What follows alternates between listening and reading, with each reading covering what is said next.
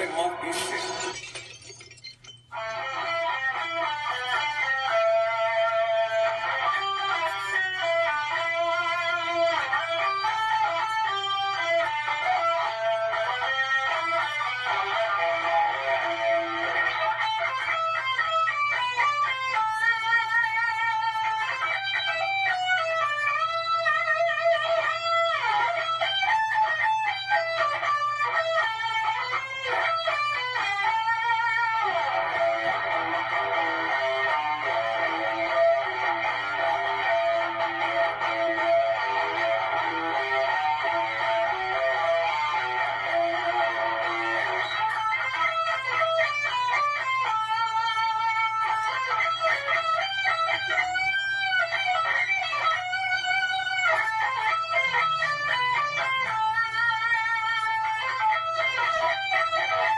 Hector Hernandez on the guitar, ladies and gentlemen.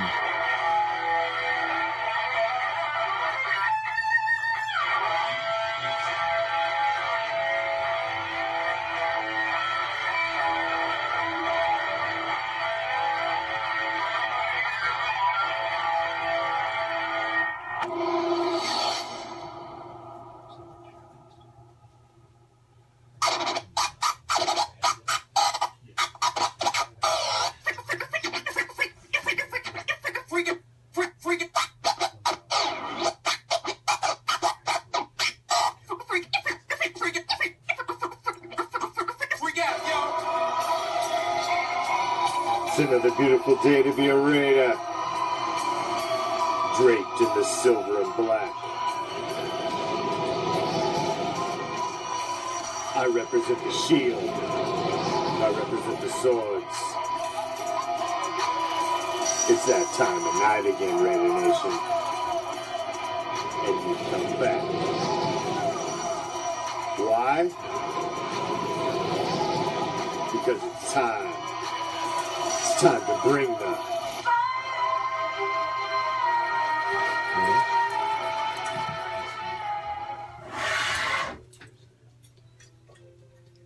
What's up, Raider Nation? I'm the Commish. I'm the Commish Jr.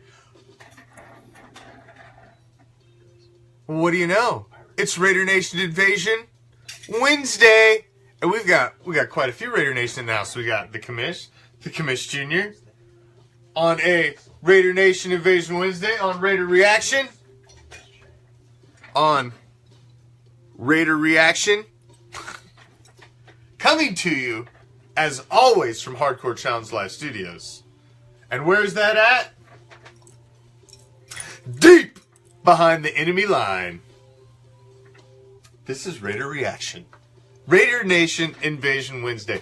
Now we've got an extra special 2-hour show planned for you tonight because, well, why not? We're going to do it every other Wednesday, and we're going to start it tonight. So, the Commish Jr. and myself are going to step aside, and we're going to hand the wheels of this bad mamma jamma over to these two fine, capable gentlemen right here. So we will see you in a little while. And we're going to give you to these guys. Where is it? I need a steering wheel. You know what a steering wheel is? That's the shit that's on a car. I need the ship's wheel because it's the captain, and I'm joined by... Yo-ho, it's your boy. That's right. Nation, bitch. We here. Yeah. Get up. Raider.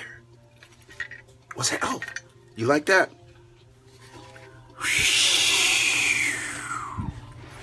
How y'all doing? Me and the captain. Yarg.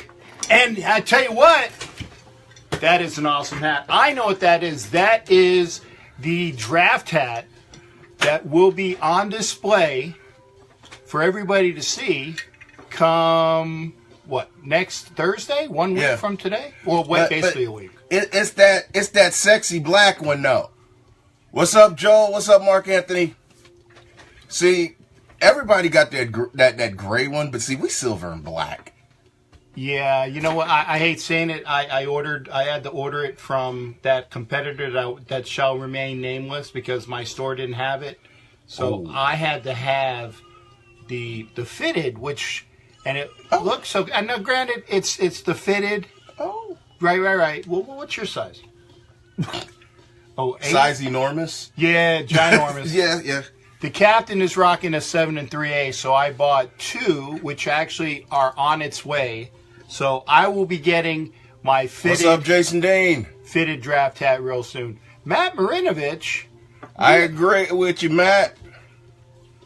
Yeah, I know, but it's always better. When I ordered it, it's okay. But you know what?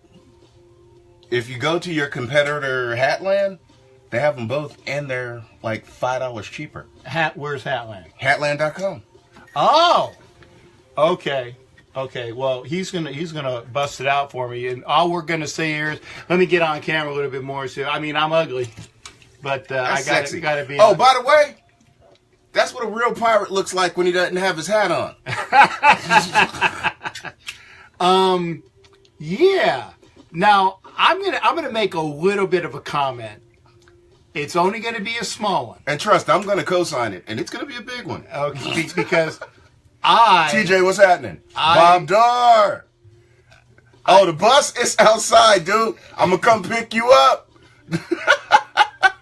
I'm gonna be, as I always am, at least trying to abide by the FCC regulations. Whereas my boy here and the Commish, y'all know that they can do what they want. Now, trust me, I'm going to try again. Oh, no, I already messed it up in the intro. Never mind. I have a potty mouth, okay? But because I am... We are both retired Navy. Well, he's retired Navy. Yeah. I was just in the Navy. Right. I'm retired Navy chief. And I can throw it as much as anybody, but because I put in my 5 and got out. I had a football thing going on. Well, I am trying to abide by FCC because I wish to be a broadcaster for reals. So in order to do that, I have to try to do it here. Again, ain't no worries. Trust me, you see me in any sort of an assignment out there, I will cuss with the best. But because we're doing these videos for posterity, I try to remain in good standing. But there's lots to talk about because a lot of things coming up. As we said, the draft is only in 1 week plus 1 day from today. Okay? It's going down. And since we're going to be talking draft hat.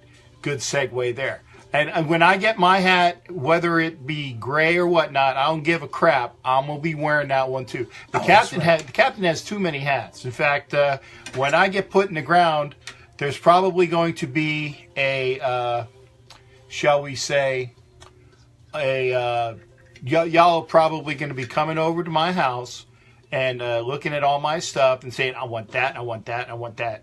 But I will figure out for posterity where it's all going to be going because it is going to go to a good cause. But the pirate hat is going with him. Oh, the captain hat is going with me. That's going to be buried with me. So y'all can't have that one. Yes. He is a pirate, not a patriot. Okay. And going back to point, and I appreciate you saying that, there was a gentleman who shall remain nameless, at least by me, that I got a chance to meet here on RAIDER ReACTION a while ago. And this gentleman was like saying, hey, man, my new pirate, and he called it a costume. He called it a costume. First mistake there. The stuff that I wear it's me garb. It's me uniform. It's me pirate way. It was an honor to do it, Jacob. So this gentleman, I'll be kind enough to call him a gentleman, says, oh, I got my new pirate coat coming in. And I'm like, okay. So he shows a picture. Anybody that's seafaring doesn't wear coats. Okay. Well, I have me captain's coat. You saw the captain's coat in Miami. Yeah, well, but I have a coat. Yeah, no. He was all kind of, oh my God, he was like all Buffy about it, Well, like Buffy from You're aging yourself. Well, A family affair. No. No. Okay, no, not that Buffy. Although that's.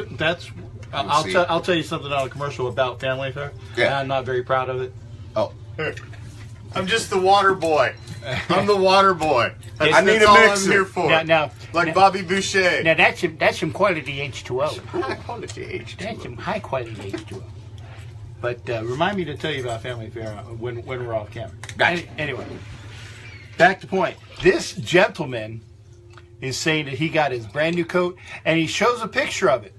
And I'm looking at him, and I'm like, are you trying to be me?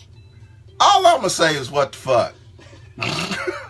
It was like, dude, do you know how long I've dressed as Captain Jack? And mind you, we are gonna get the Raider shit. This is not gonna be an hour of frivolous babble. Just in case. It's just an intro while I have it off. My man, yeah, I was gonna say, Cap's been pretty much had this tap for a while. He needs to vent. I do. Rough day. And I'm gonna need the water in a minute. Okay. that was some very quality H2O, by the way. See, there it is. Back to, okay. That's nice. And notice. 32.39. Yeah. Fitted hats. Yeah. Okay. And you said, what size did you say you I need needed? 7 3/8. Oh, they got that for you. Okay. While he's looking to get me a hat, we're also going to make sure that we let you know. And by the way, folks, I thank you there. Who is that? Jason Dean. Thank you. Yep. There is one only Captain Jack. Thank you. There's I can't really, as I've said to y'all before, I can't read the very, very low marks because I did want to let y'all know. I found out why, because I went and went to the doctor last week. Hey, Dela Cruz, what's going on? And my prescription, Miss, oh, that's Danielle. That is That's the Commish. Mama Mish. That's Mama Commish. Okay. What's happening? Danielle. The captain's eyesight has gotten progressively worse, so I pick up my new script sometime next week. So if I can't see you, it's not that I don't want to say 7 hello 3/8. to you. 7 3/8. Okay. There we go. Book it. Fit it. Book it. It's not that I don't want to say hello to you, just I can't see it. But my boy Al's got better eyesight than me, so he's going to make sure I can see it. There's only one Oaktown Pirate. Yes, That's right. that's true. And rest in peace to Oaktown Pirate, my good friend. The yin and the yang, the white and the black, the West Coast and the East Coast, the Army to the Navy. I tell you, Mr. Grandy and I, we were perfect for each other. Like I said, we both fit each other well in the fact that we What's were good, the Rob? yin and the yang, black and white, West Coast, East Coast, Army, Navy. You couldn't get it any better. But you know what? Rest in peace, brother. Rest in peace. There's a difference between a pirate and the Dark Patriot. Yeah, that's it. Dark Patriot. So the gentleman that shall remain in question, his name is, go ahead, L. The Dark Patriot. The Dark Patriot. There's only one Captain Jack. And I'm slightly egotistical about that, but there is only one me. And there's a difference between a pirate hat and a pinned up cowboy hat with a belt around it. Amen, brother. Now, on to Raider shit before I start talking too much On shit. the Raider stuff. Now, like I said, the other thing that's going to be happening is tomorrow. What happens tomorrow, Al? You know what We happens tomorrow? are going to have the blessing of the releasing of the schedule. Thank you. And I can't wait. And based on the laughter, there's people that know who we're talking about, but we ain't going to say shit. Because, see, we ain't ones to gossip. So you ain't heard it from us. I'm better than that. And, Yes. And L's better than that. What's too. up, Kevin? But hey, you know, people are talking about, oh, we're going to have an easy schedule. There's no such thing as an easy schedule. Each year is different than the one before because the teams that come out that you think you know are just as different. when the Raiders were 12-4 in 2016, and everybody thought that the Raiders were just this close to having a game, an AFC Championship game in 2017, we all saw what happened because the crap that was going on in that locker room between Jack Del Rio, Mike Tice, and all the rest of that pittance of a crew just totally decimated that team. Yeah. And then everybody started reading the fucking press clippings, and the next thing you know, you have fucking Michael Crabtree in there on his period, his uterus start getting swole up, and then you have clowns like, Marquette King. Yeah, you had a queen in there quivering around, sliding around, getting his little, oozings all over everybody. And the next thing you know, you have a bullshit season because you have a coach that's not in there running shit. Everybody want to call Bill Belichick a bitch, but guess what? Cheat or no cheat, the motherfucker got 5 Super Bowl rings. I'll take that over a friendly motherfucker letting bitches run around the locker room playing grab ass all day. And that is why John Gruden has already made a mark on this team. He got rid of King before he even saw him. He got rid of Crabtree based upon all the crap that he knew was going on. Just because he wasn't in the locker room doesn't mean that he doesn't know what's going on. And what's the first thing everybody did? Have orgasms, jizzing all over the place, getting rub burns on their dicks, or drying up their vaginas, bitching and moaning because he's releasing a fucking punter, getting mad because he sends motherfucking venereal diseases to fucking Baltimore, crabs. Y'all having fits and shit over nothing. This motherfucker is changing the culture back to what it used to be.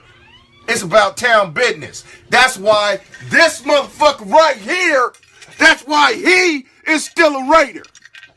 Culture.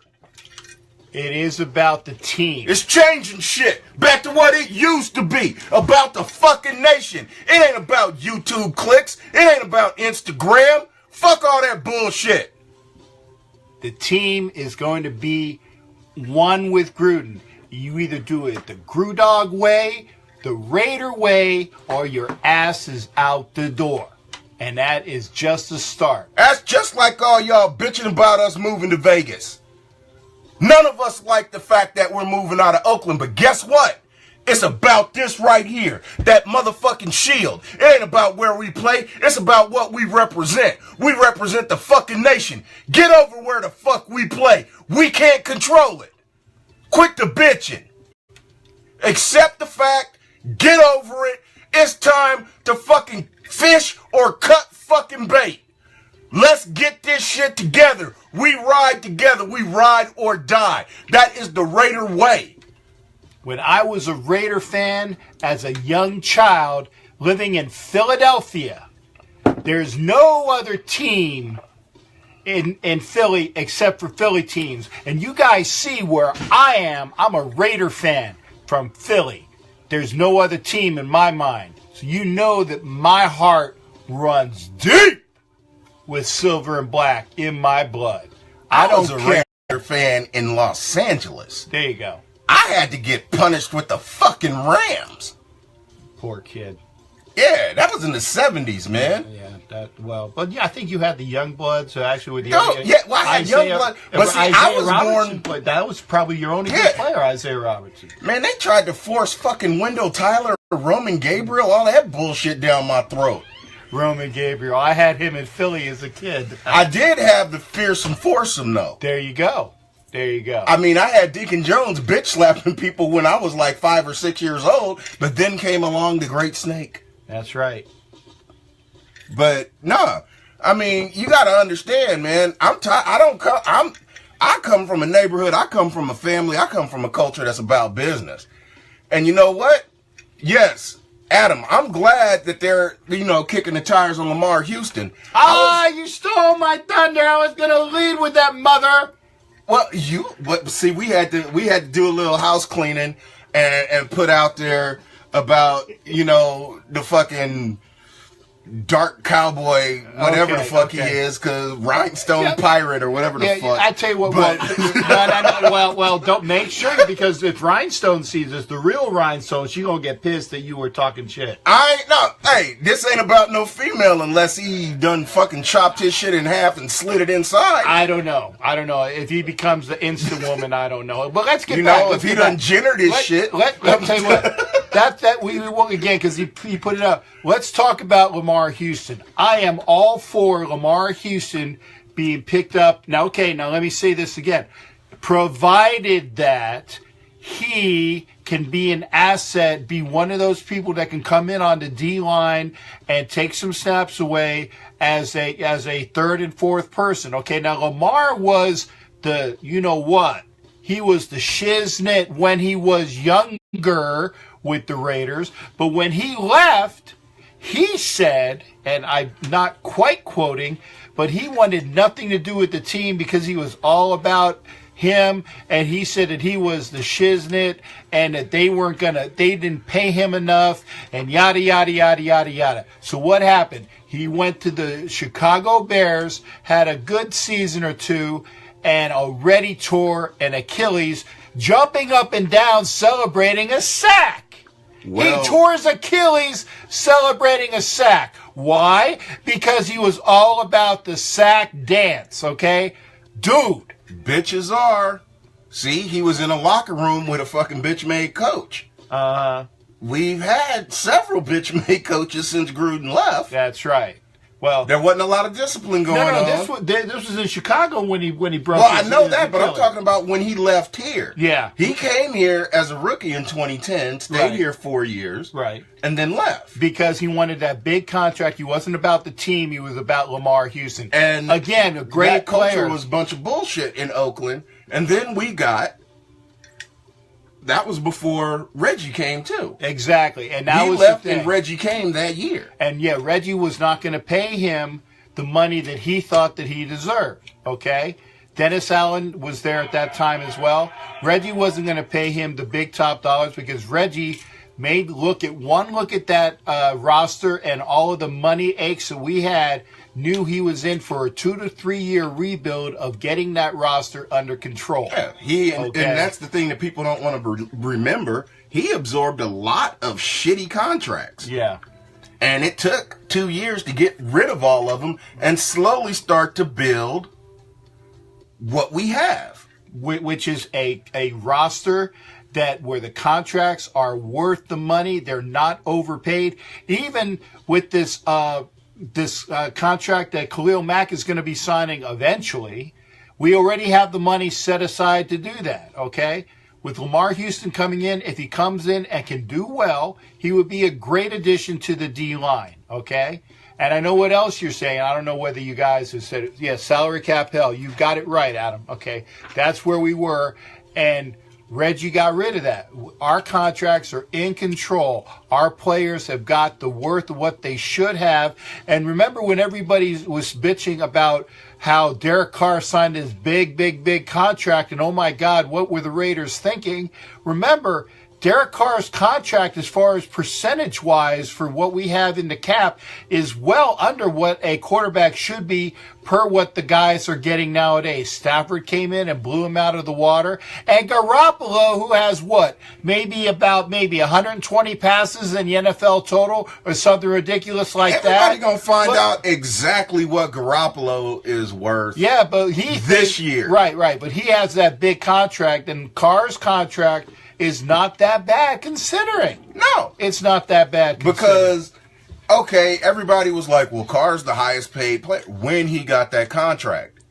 Now, he's not maybe 4 or 3? And you have Aaron Rodgers and Tom Brady chirping now because it's like, okay, this shit's getting ridiculous. I mean, Kirk fucking Cousins, Garoppolo, he's got guaranteed money. What, 80 million or 79? You know, I got 5 rings, and then you have Aaron Rodgers. It's like, the only receiver I had, y'all giving away? I'm not fucking LeBron. I get hit. Well, I tell you what, contract-wise, don't bitch about what Derek Carr is making. And Khalil Mack is going to get a contract that is worth his skills. And it's still not going to be over and above and beyond what we can't pay. It's going to be a good contract for the Raiders and Khalil Mack. So, who's a bum? Who's a bum, Jason Dean Hunter? Who's a bum? He's talking about the quarterbacks we were talking about. Oh, okay. I'm sorry. But, hey, Leslie. And this is the thing, as we pick up, again, Gruden's a veteran. Mm-hmm. He likes his vets. We get in Houston. Okay, Houston went to Chicago and got humbled because, he got that big contract where he went from being a good player, so he was a mid-level player on a good defense at the time. He went to having all these expectations on a shitty team. So the pressure got turned all the way up. And what happened? He couldn't live up to it. He's good, not great. He's here. Now he's going to come. Khalil's here. Yeah. So that's going to bring him up a little bit because all the attention's going to be on Khalil, which means he's going to come through on the backside. When he's coming in for Bruce Irvin. But there you go. This is if he gets signed. There's nothing saying that he's going to be signed. It all depends upon if his knees check out, if he's in good physical condition, and he likes the contract. But I tell you what, this is a dog that's coming back with his tail between his legs, saying all sorts of crap about the Raiders. He's coming back for a job. Why? Because he wants to be part of Raider Nation. He knows how good we can be. To prove a point, knowing that he's coming back to a wounded dog that's ready to come out of that corner fighting. Players know. Why do you think all of these mid-level that are halfway decent to good vets are so willing to take the call when Reggie's calling? Why do you honestly think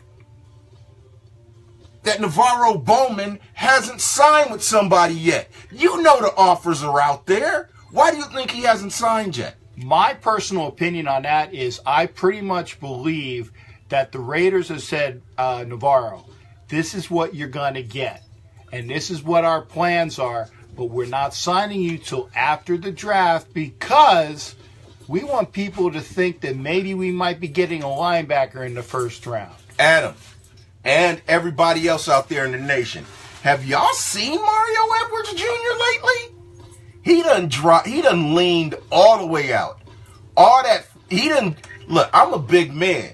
I'm proud of the cat.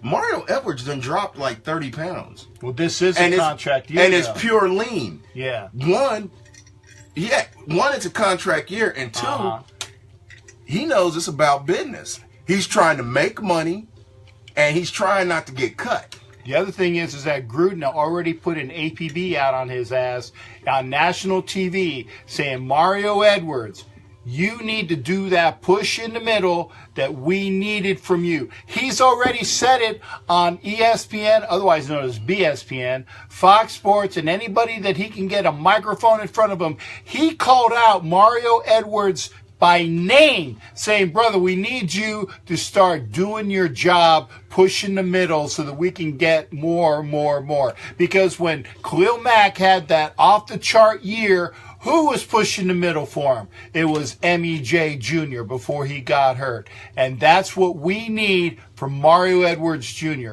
That's what we need from Justin Ellis, although he's not much of a pusher, he's a plugger. So we need him to do that as well. I tell you what, we need somebody in that middle, and I think we're probably going to go into it now as from what we got going on. Okay, let's talk about it. First round. What do you want? Look, me and Commish go back and forth with this. Now you and I are probably going to disagree on this too. Okay, because I know. I honestly think that with everything, you notice all of our signings lately, and we've signed our cornerbacks. All the cornerbacks are functional. Well, we got one starter and some guys to come in for nickel and dime. Because our best two draft picks last year were our corners, and they were both hurt. Obi ain't a corner. Obi's a safety. Obi's a safety. Uh-huh. Gary and Conley's going to be on one but side. But there was another kid that was a corner that got hurt. There were 3 rookie or second-year players that got hurt. Well, both rookies got hurt. Right. And then there was a second-year guy on the other side that got hurt, which meant toast-ass Smith got on the field long enough to get his ass released. Well, actually, Smith played well the latter part of the year. After, now, wait a second. Now, when Pagano used him correctly... Well, after Ken Norton, who went to UCLA. There you go. So you should never trust a motherfucker that wears that color blue in public. So... Basically, after Norton's ass got sent packing. Yes, he did on UCLA. So. Yeah, see, you can't trust a motherfucker from that side of town, no way. Smith was functional under Pagano's system because he was employed doing what he did in Kansas City. He was a press, in-your-face corner under Pagano. He wasn't sitting back 8 yards getting toasted by smaller receivers that by the time he got up on him, the quarterbacks had already thrown like 3 yards across the line of scrimmage on a 3rd and 3, and he already got the 3 when he's pressing out 8 yards off the line of scrimmage. And I could get a first down like that, and I'm 53 years old. And see, this is the thing for me. I honestly think we're going to draft a safety. A safety? Yeah. That's what I said. I think we're going to go safety. If one of the safeties are there, we'll go corner, maybe. But I think it's either going to be a linebacker or a safety. Okay. Now, I can see a linebacker. Okay? If one of those top 2 safeties are still sitting there, we're going to take one of them. Well, it all depends upon who you're talking. Because I'm talking to a kid from Florida State. That's Derwin James or Fitzpatrick. If it's not one of those, we're going to go linebacker. Okay. Who the hell else would you think I was talking about? Well, but like, say, here's the thing, though. What's up, Reg? Now, you're looking for a safety when this is who we have at safety right now. Obi. We got Obi, who is going to be a outstanding safety as far as a strong safety in your face like he's cut out to be, or if they still employ... And obviously, it's a different system under Gunther. I don't know if he has anything like a money backer. Go ahead and say it. Okay. What? A money backer? No. The other name. What? Obi? That would be Carl Joseph. Well. That's the other safety. And the third one is who? Oh, that would be Shalom Luani? No. They got Reggie over there, too. Oh, fuck Reggie. And I blew, not saying a curse word, I'll say it again. Fuck Reggie Nelson. The Predator. Fuck Reggie Nelson. You know why Reggie Nelson's on this team? Because Reggie Nelson is going to show people what they're supposed to do in Gunther's system. And you know what? I see his ass getting cut on the final cut downs. I'll say it 3 times. So for Mad Mac, 3 times. Fuck Reggie Nelson. Fuck Reggie. And that is not a precursor to anything else you motherfuckers need to say tonight. Okay. You already know what I'm talking about. That's where I wasn't even thinking, like, I named all the safeties. You know why? Because I don't even consider Reggie Nelson on the team. He is a teacher that's going to be there until they figure out what the other guys are supposed to do. I named all the safeties of significance. I named them all. But you know what? Luani, Joseph, and Obi Melifonwu. Okay? I named all the safeties that y'all need to know about. My personal opinion... Reggie don't need to be teaching nobody the shit he been doing the last 2 years. Well, but remember now, Reggie, not the last 2 years, Reggie Nelson is going to be teaching them what he did under Gunther's system, because when he was under Gunther's system, he had the most interceptions in the league. He was an all-pro under Gunther in Cincinnati before he came over to the Raiders. He's been on the Raiders 2 or 3 years. Okay, there you go. The years before because this will be the 3rd year, that's what I thought. Mm-hmm. Okay? He is there to teach the safeties what to do as a safety under Gunther's system. And that's why his ass was signed. And that's why I was like, I named all the safeties. Fuck Reggie Nelson. There it is. That's number 4. Okay? I named all the safeties. Okay? because we know what's going on. And that is why, because I named the safety, because I'll tell you what, Shalom Luwani. Yeah, Gilchrist too. Okay, there you go. There's the 4. There's 4 say we picked up Marcus Gilchrist from the Texans. That's going to be a starting safety as well. You're beginning to sway me. Well, that's because I'm an old fuck. I said it now because you done pissed me off talking about Reggie Nelson. And I'm a Florida Gator. I like Reggie Nelson, but fuck Reggie Nelson. You said it right there. You got me all pissed off. Marcus Gilchrist, safety, starting for the Oakland Raiders. Carl Joseph, safety, starting for the Oakland Raiders. Obi Melifenwu, safety, going to be coming in on packages for the Oakland Raiders. Shalom Luwani got a badass to him, and he's going to be there as safety for the Oakland Raiders. Now, why in the hell are we going to draft a safety with the first pick? Which we might. And I'm going to say that as well. Because it all depends upon who's on the board. I will give it to him in this respect, okay? We got, as our cornerbacks and safety coach, our D-backs coach was the coach for the University of Alabama. The gentleman, what is his name? Who? I can't remember the guy's name. Our defensive backs coach came from the University of Alabama. So he knows about Minkah Fitzpatrick, who is a beyond compare person that's going to be a star in the NFL. And he's a cover safety, but he might not get past the enemy who we're camping out in their backyard right now. Yeah, I don't think he's going to get because that's a fucking diaper fire sitting over there across the bay. Well, that ain't a diaper fire. That's a pure garbage fire sitting over there at $1 Place. And I tell you, if the Bucks are stupid enough to let him go at number 7, then there's 8 and 9. And I don't know who 8 is, but I know who 9 is. And rumor has it that that team up north, the one that the whole fucking league hates, is talking about sliding up to 9 to get the quarterback out of Louisville. Oh, Lamar Jackson, because I've seen that as well, because was on if Twitter. Nobody grabs him, right. They're talking about trading up with San Francisco. Now, that would make sense, because it's been on that TB12. By the way, fuck Tom Brady. Since I've already broken all this shit about not cussing tonight, I'm going all in, okay? Tom Brady, was on Twitter saying that Lamar Jackson would be a fantastic addition in the NFL. So it's looking like the Patsies, the Cheatriots, might in fact go and get Lamar Jackson to have him sit behind Tom Brady. But you know what? And they say that because Bill emptied the cupboard out of frustration. There is no backup quarterback in New England. But you know what?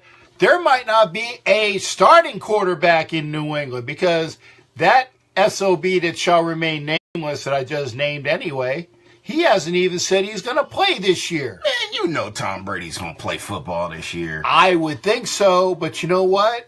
He might just do it just to spite Belichick. I'll pop in on that. Rumors today, Adam Schefter, that Tom Brady is contemplating retirement. Rumors out of New England, Adam Schefter is reporting Tom Brady is 100% contemplating retirement. There you go, because I saw it as well. The thing is that he has not been, nobody has said whether he's going to play. And I'll tell you what, one reason why he might not play was because his wife, Gisele Bündchen, otherwise known as that German too skinny chick that used to look good but then don't look like a dog's breakfast. Basically what he's saying is the bitch needs breakfast. Well, she needs a hot captain injection just to put some pounds on. Okay? The point being is that she needs to eat. She needs some of this. The other thing is that she was all about how Tommy had a concussion and Tommy had this and Tommy had that. And it had nothing to do with what he's saying. Hey, I'm just saying it. I only said one thing. This is freestyling right here. That is freestyling. I can't get that right to me because it's injection. Point being, though, I'm saying it now. If Schefter says it, then there might be more credence to it, okay? Because Gronkowski didn't come in for any of the drills, and Gronkowski hates the SOB in the hood, okay? Not in the hood, but wearing the hood. But you know what's funny?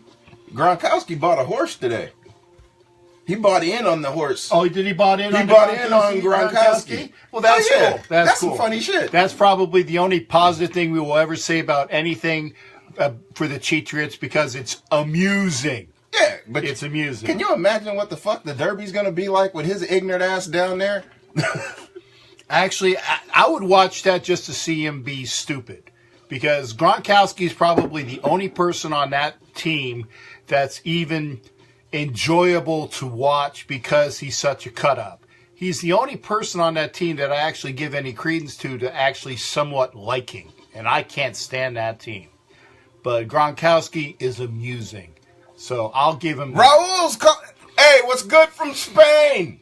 Raul, hey. Raul, how's it going? And yes, Leslie, we've known who's had the balls in his family for years. Yeah, it's that skinny German chick that needs a hot captain injection. Okay? Actually, she's Brazilian. Well, but her ancestry is German. Yeah. She's Brazilian. Oh, and she's German ancestry. I wonder why she's Brazilian with German ancestry. Probably because Daddy was a Nazi and had to run away during the expulsion of all the SS Nazis from the war in World War II. You've heard of the boys from Brazil? Yeah, I'm sure Daddy was one of the boys from Brazil. Although he wasn't Dr. Mengele, he was a friggin' SS officer, I'm pretty sure. Uh-oh. There you go. Back to Raider shit! Okay. Anyway... Meanwhile, back at the ranch. Back at Valley Ranch, while we have that segue, back at Valley Ranch, a lot of other you guys were talking about, hey, Des Bryant just got cut. Let's bring him in. I'm going to say this real quick just so y'all can say this. I'm holding it up. Thanks for playing, Johnny. We have some wonderful parting gifts for you. Who in the hell wants Des Bryant to come in here on this team when Gruden is trying to get a good team with everybody? Fuck the Browns. I'm in a mood today. I'm in a mood today, and it's all because and it's your fault. I wanted to be on here without swearing, and you had to bring up Reggie fucking Nelson. Anyway. Can y'all tell I'm the little brother in my family? Yeah. Actually, my little brother, Sean, what's happening? But let's get back. Des Bryant, for those of you that are smoking some things that you shouldn't be. Okay, Wait, hold on. See. Those of you that are smoking too much of shit. Wait, hold on. I said too much. If you got munchies, there's no such thing. I said too much. Just like A. Stephen Smith, because I don't call him Stephen A. Smith. He's A. Stephen Smith. ASS. Get off the weed. You're smoking something if you think the Raiders are going to bring in Des Bryant. That's all I'm saying. Get back to Raider stuff. I don't give a shice-cough where You've Des already Bryant said way worse than shit. Well, I'm trying. I don't. There are ladies out there. But you realize fuck would have fit in there too. Yeah, fuck whatever. Okay. Yeah, I don't give a fuck where he winds up. Okay. This tape will not be in my best of. I can't show this as a Raider Nation. I can't show this for what I do for broadcasting. Anyway, so we've gone over Des Bryant. We've gone over Tom Brady, who's just for football shits and giggles. We've gone over Lamar Houston. Okay, Lamar Houston. Take it easy on that too. Hey, I don't know what he's drinking there, Mandy. This is water. Yeah, that stuff. This is a pure quality H2O. Now, if you want to bring me some, actually, I like Cavassier, and I like... so now you sophisticated and shit after that tirade you just fucking went on. I am a sophisticated dude. I like Grand Marnier. I like Cavassier. I like Hennessy. That is the Dominican Hennessy, which is like the wine, like the really I know what you're talking about. The white Hennessy. See, that's that. Oh, White shit. Hennessy. Reg, you hear that, right? White Hennessy. And I'm going to go down and get some myself in the Dominican Republic my next trip. Although going to be sometime either before or after the trip that I take to London. I won't get the White Hennessy because that shit's good. See, he hood made. He got a ghetto pass. Yeah, that's right. Because he just mentioned all that shit that we love. Mm-hmm. You see? It might look kind of white on the outside, but there's some definitive dark shit on the inside. Oh, speaking of which, that's a good segue. You ain't hanging out in no Starbucks anytime soon, are you there, big bro? What the fuck for? I saw that video. Oh, okay. I was gonna see the video. You saw the video. I don't fuck with Starbucks, no way. Okay, but that was a crank video, man. That was beyond. Man, that was beyond. If y'all don't know what we're talking about, you're behind the times. I'll fucking grow my own coffee before I fuck with Starbucks. There you go. And you know what? I don't need Starbucks. I got Keurig, and if I get my shit that I want, I will get it from Keurig. So anyway, but I was wondering to see if you take. Yeah. Hell yeah. I'm like, man, please. And the fucked up thing is, I almost went before Starbucks went.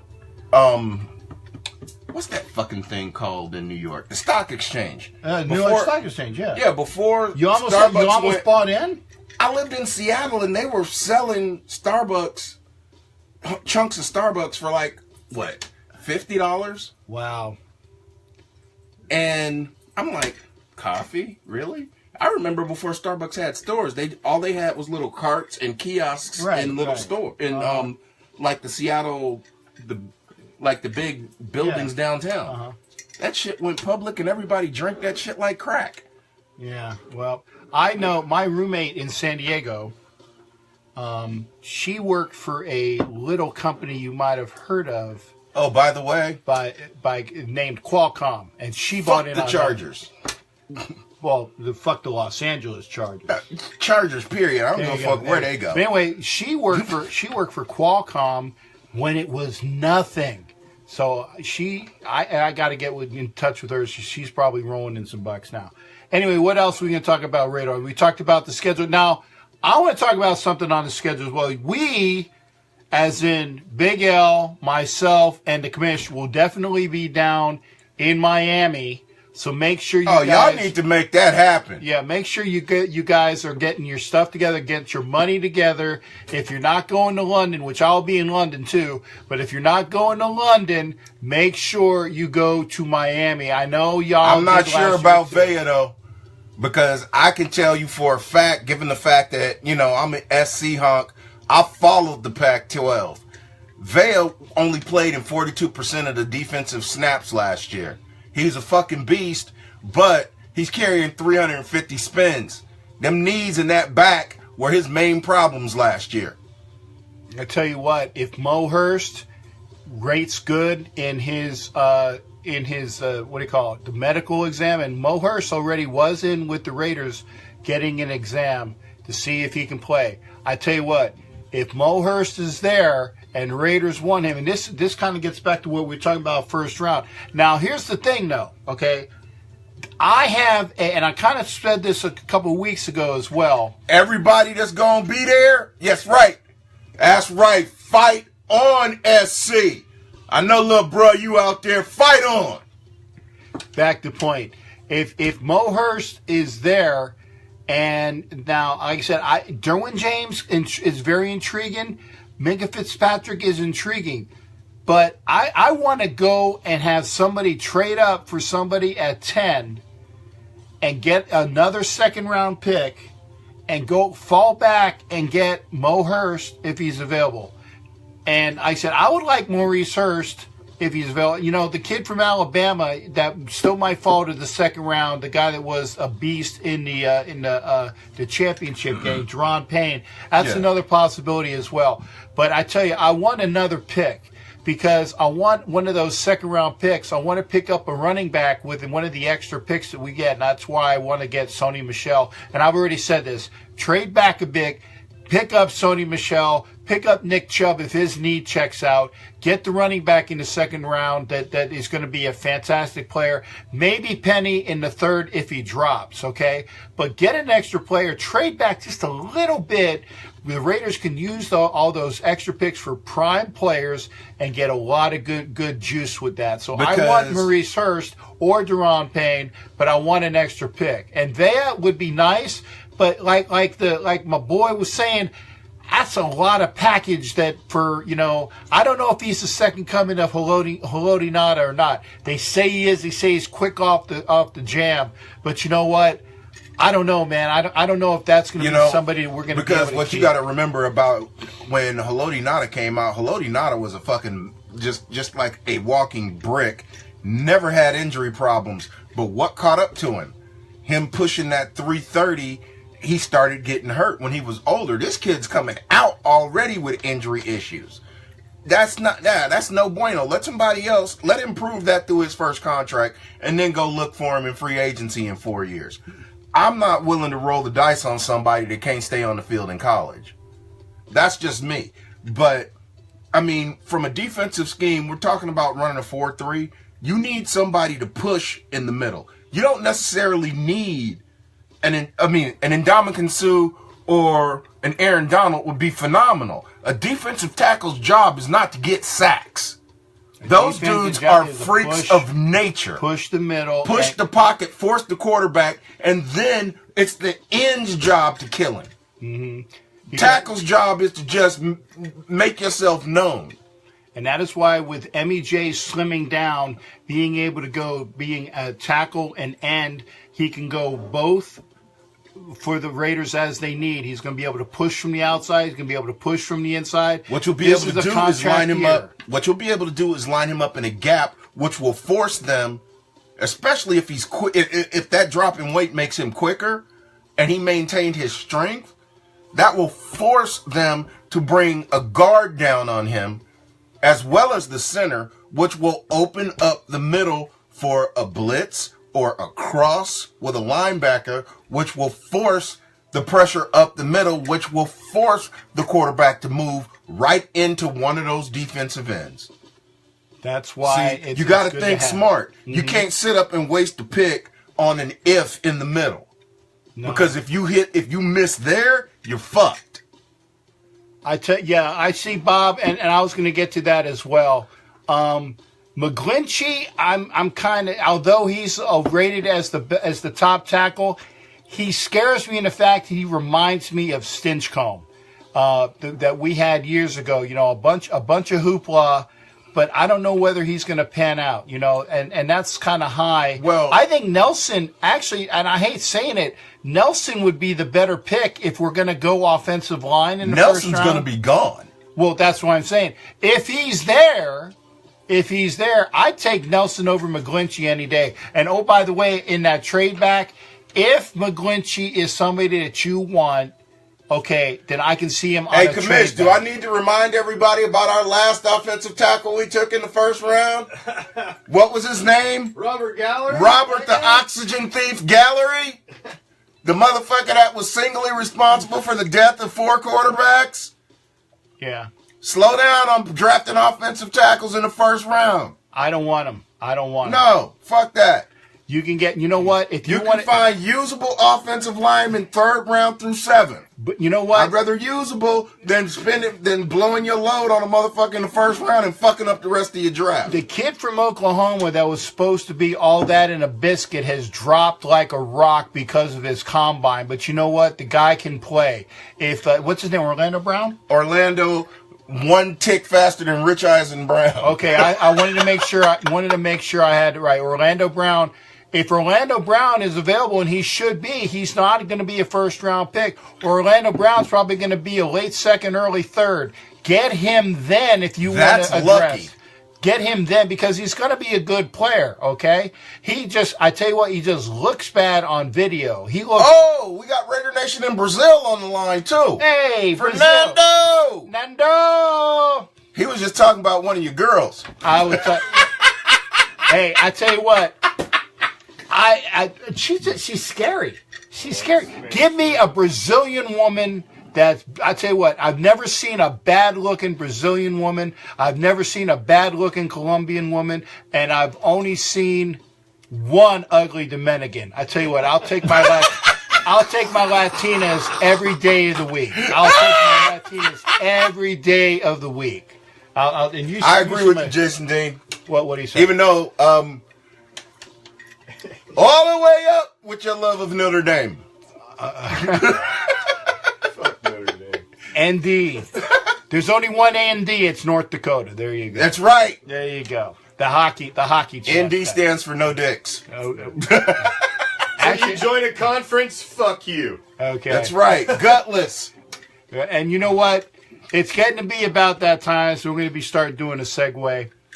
It has been fun. It's been fun. It's been real. This right here. This is a show. Yeah. This is a show. We're going to have fun with you every other Wednesday. Wednesday. This is the way it goes down. God willing. And I might have to take my moratorium off of cussing on the Wednesday show, especially if you're going to be feeding me stuff like Reggie. What? I mean, it was sitting there. The tea was sitting over here, and Commish always has like a softball. See, look, I'm not lying. Look, there's balls right here. Yeah. There's balls everywhere. Look, there's balls. And he gonna leave a tee over here for me to like put shit up here? I got you. Well, I tell you what, I've definitely enjoyed the first hour of Raider Reaction, Raider Nation Invasion Wednesday. So you make sure you are here every other Wednesday. What's up from Carolina? What's happening, y'all? Hey! What's up, Mr. Godley? Looking good there, shipmate. Hey, make sure we get together to go out and do some wrecking some havoc for the first game of the season. Oh, one thing I forgot to mention. I told you, man, the bus is out here. Okay. Dude, we gonna roll through. Okay? I tell you what, though. Captain Jack, will be buying my season tickets. Dude. My season tickets will be made to me, so Captain Jack will be out there for the season 2017. I will have season tickets. So I will see everybody out there, and I will see you guys on the road for a bunch of different things. Thank you there, Leslie. Love you as well, darling. You make sure you keep up with me, huh? This is truly a joy, a fun, and a blessing. Y'all like it? Hit up the page. Let us know what you think. This is our first night doing this one. It's going to come back. There will be random pop-ins from that guy over there.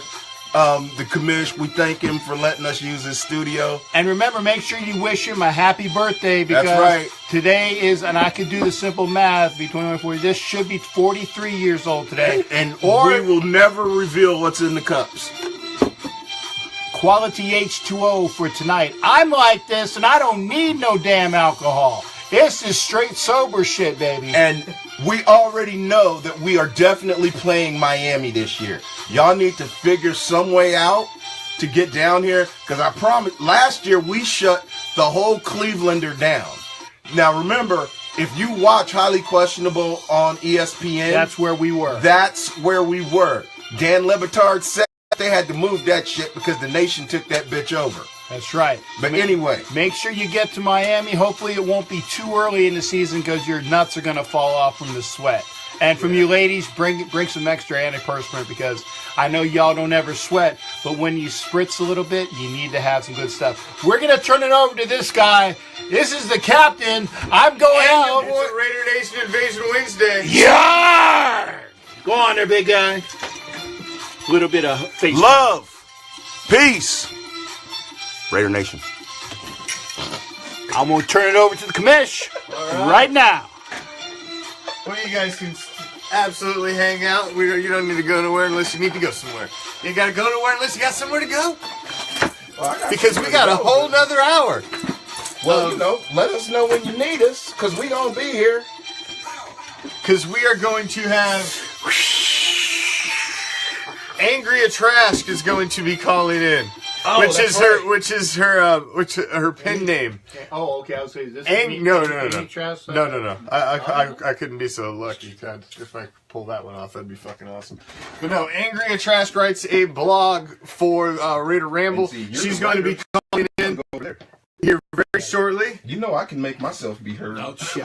So, like I said, Raider Nation, Invasion Wednesdays, we want to keep it informal. We want to bring you guys in. So we're going to have Angria Trask calling in shortly for a little interactive interview. We're going to pick her brain. She is actually, she writes a blog for the Raider Ramble, and she actually lives in Alaska. So she's a, okay. It's always an interesting conversation. She's a generational Raider fan. I believe it was her grandfather was the Raider fan. So she's been passed on. She's a generational Raider fan. Being passed on is good. Passed around is not. Remember, don't be a hoe. Here's your public service announcement from Raider Reaction. From last week. Yes. Captain says don't be a hoe. Being passed on is okay. Being passed around is no good. That's right. Unless, of course, it's you're passing a doobie. Well, then you'd have to be a doobie. Well, that means and remember, you can do that in front of the captain. I will just take the doobie and I will pass it on because... Pass the doobie to the left. Remember you said, I won't bogart. And then we're going to end out the show with our next bracket in our Raider Reaction Greatest Raider of All Time GOAT bracket as we've worked through our round 1 of the North, round 1 of the East, and we're going to get into round 1 of the West. Oh, yeah. That's right. I got to stay tonight. For that shit. Just on Wednesdays. Just on Wednesdays? Unless you want to. No, I was just asking a question. I'm dragging it out. Oh, okay. We're milking this thing. We got an off season. I turned his ass. We got to milk this shit. You know, it's like milking a cat. It's like the NFL Network when they break down the top 100 and they only give you like 10 a fucking week, and they drag the son-of-bitch out for like the entire fucking off season. It's the same thing. I understand. Okay. We need content. We got months to go yet, Captain. I got months. I got you. By the way, check out the Commish wearing the Raider Reaction shirts. Let's get a shameless plug in here before. I was going to say, good Lord, I'm slipping. Really Let's get a shameless plug in here before we get Angria on here. This is one of the new Raider Reaction shirts. You check out the back there, deep behind the enemy line. It's got the logo on it. Here, let me give you a little better shot. So we've got 2 fan packs that you can pick up there for sale in the Reaction shop on the page. This is the one I would recommend you getting. You get the metallic silver bracelet, Raider Reaction, deep behind the enemy line. Remember, cross swords is not good with your guy. It is. It's not. It's not good if you're a Jedi either. Okay. Blow you up. But you get your bracelet. You get a nice little autograph thank you letter. You get a special vintage item. Different item in each one, so every fan pack is different. You're gonna get something different in each one. This one happens to have one of the towels from the Miami Invasion. You're also going to get a vintage 5-pack of Raider cards. Selected, it'll be 2 offense, one offensive lineman / tight end, 1 defensive, and 1 superstar / rookie in every pack. And every pack's different. And then in the deluxe price pack, you get both shirts, or you can order the 1 shirt price fan pack. That's the black one.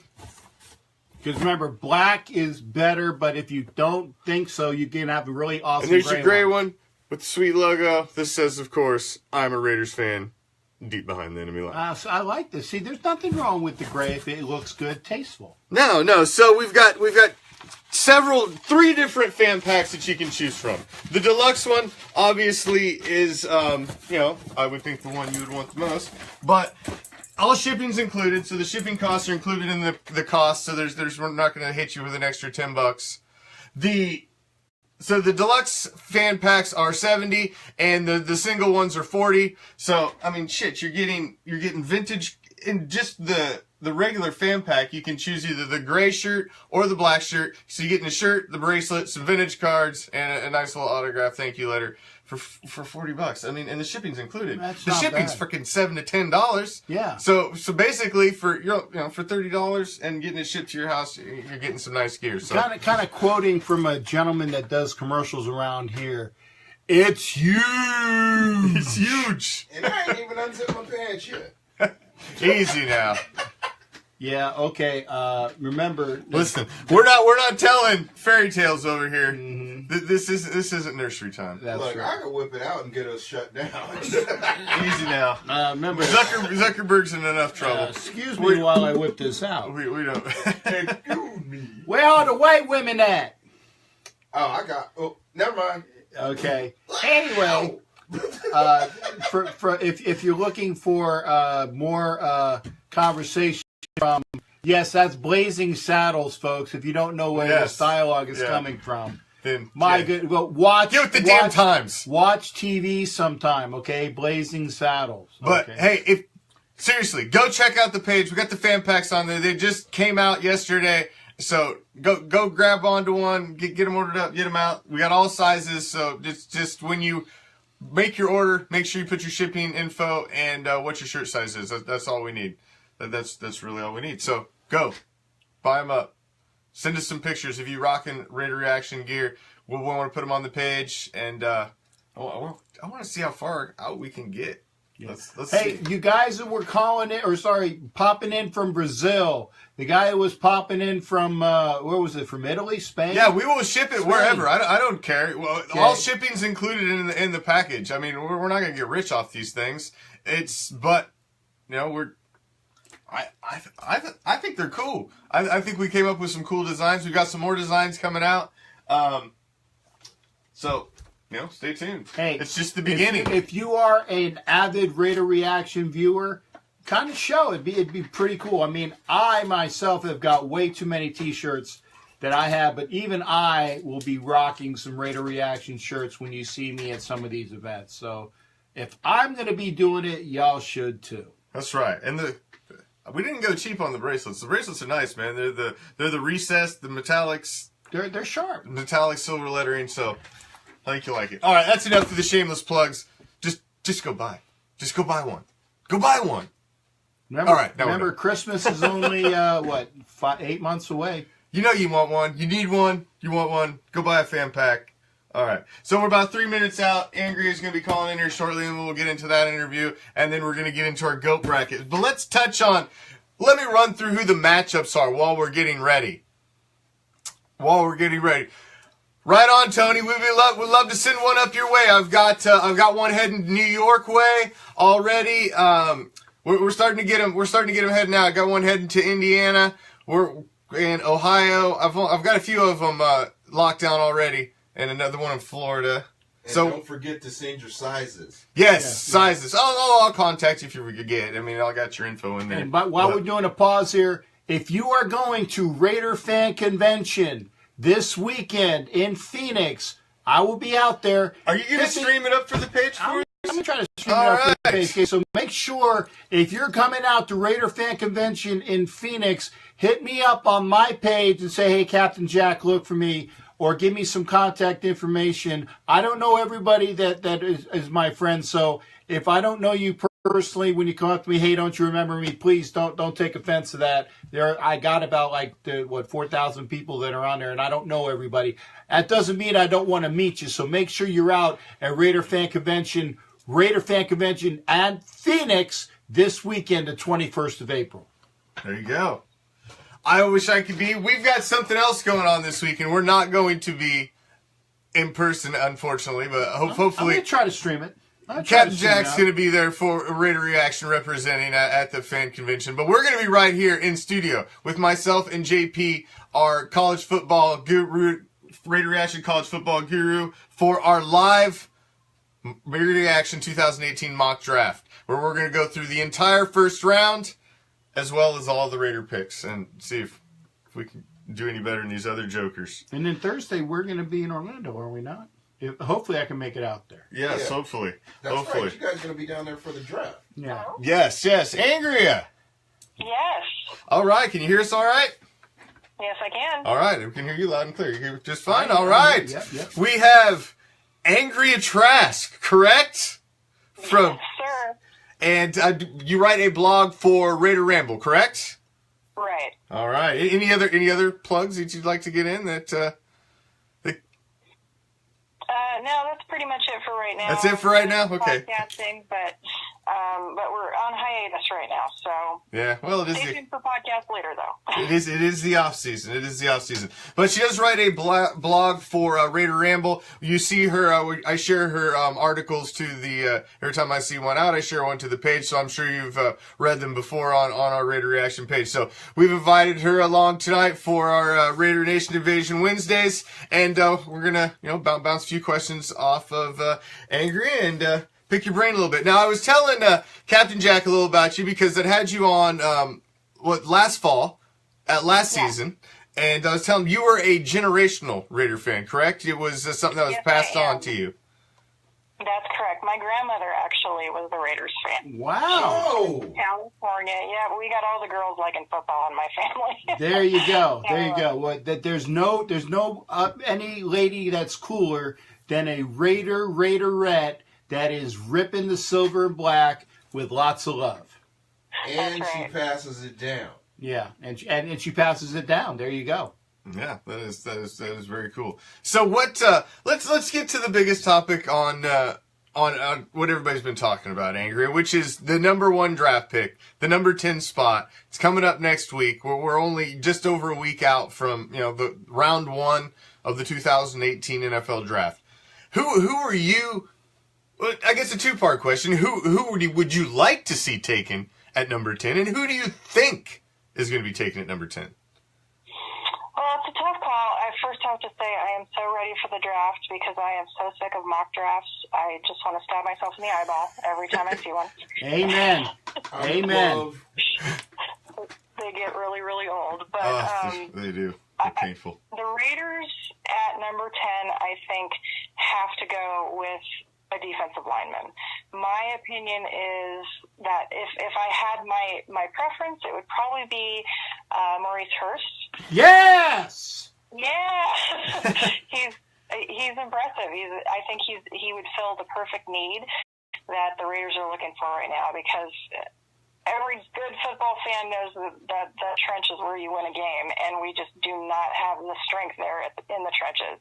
That front 4 or the front 3, however Paul Gunther decides to set it up this year, that front 7 period needs to be stronger. And linebackers are all well and good, but if you can't stop that right now, right up front, as soon as that ball is snapped, you're not going to go anywhere, period.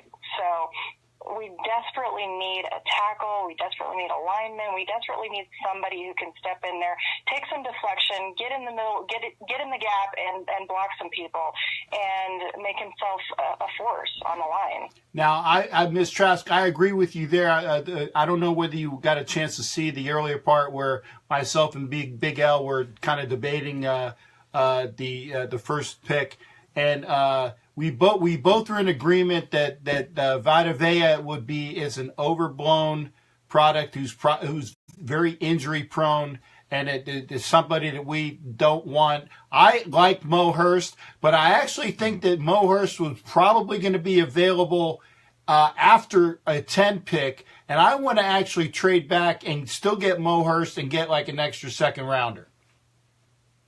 Yeah, that's a question that's been going around a lot, whether the Patriots are going to try to make a move up, if they're going to try to actually make another jump in order to get as many draft picks as they possibly can, because that's kind of the Patriots' way, and they've got a whole bunch right now, which is great. It's easy to deal with. And, of course, the Raiders, all the Raider Nation is trying to throw around the fact that, or the idea, I guess, that Bill Belichick might be just have enough moxie to throw Gronk in with another couple of first-round drafts that they have. That is a very good point. Which is just That is a asinine. good It is a point. ridiculous idea.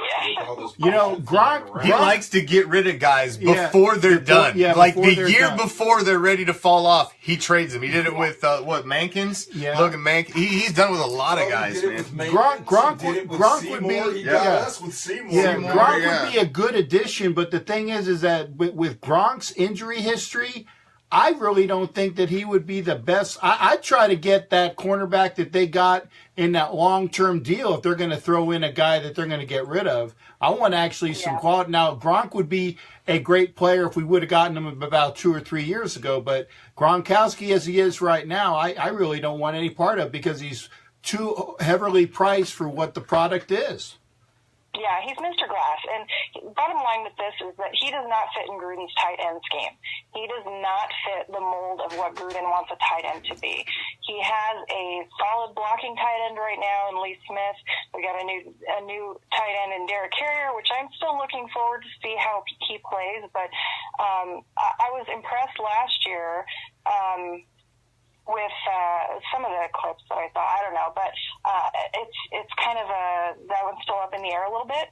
And with Jared Cook, that's the other one I'm thinking of. They have a nice receiving tight end. But, and remember, Farrell Brown's there, and I think he's going to be an upgrade this year. Farrell Brown coming in from the practice squad. Yeah, Carrier's a lot more along the line. He's a lot along the lines of Lee Smith to me. He's a guy who'll go out and catch a pass for you once in a while, but he's more there for the blocking aspect of it. Yeah. Whereas I think Farrell Brown's going to be the replacement for Wolford because he can block a little bit. He can definitely pass catches. He can catch passes, and I think that he's going to be the upgrade to Wolford, who never really panned out. So look for Farrell Brown maybe to hit that spot. I don't know if Carrier's going to. I don't know. I think maybe one between Carrier and Smith might be gone, and you know what? Cook still might be gone. You know, there's a lot of reasons to think that he might not be on the team.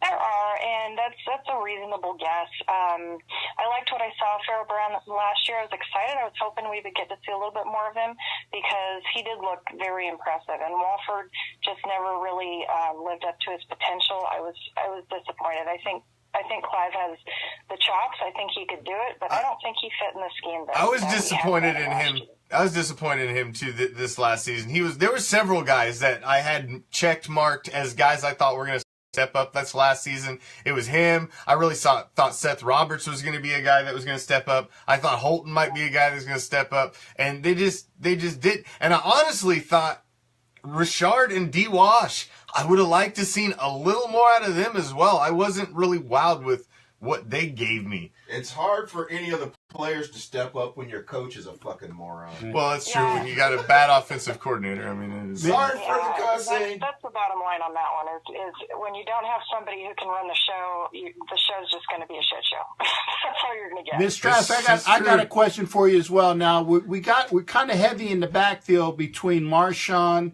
and we got the twins, D. Wash and Richard. And we got Doug Martin. Now, honestly, I don't think that I think at least two of those guys are not going to be there, and I think Doug Martin's going to be one that might not make it. But amongst Washington and Richard, you gotta lose one of those. Which of those between those two backs, D. Wash and Richard, who do you see as the odd man out?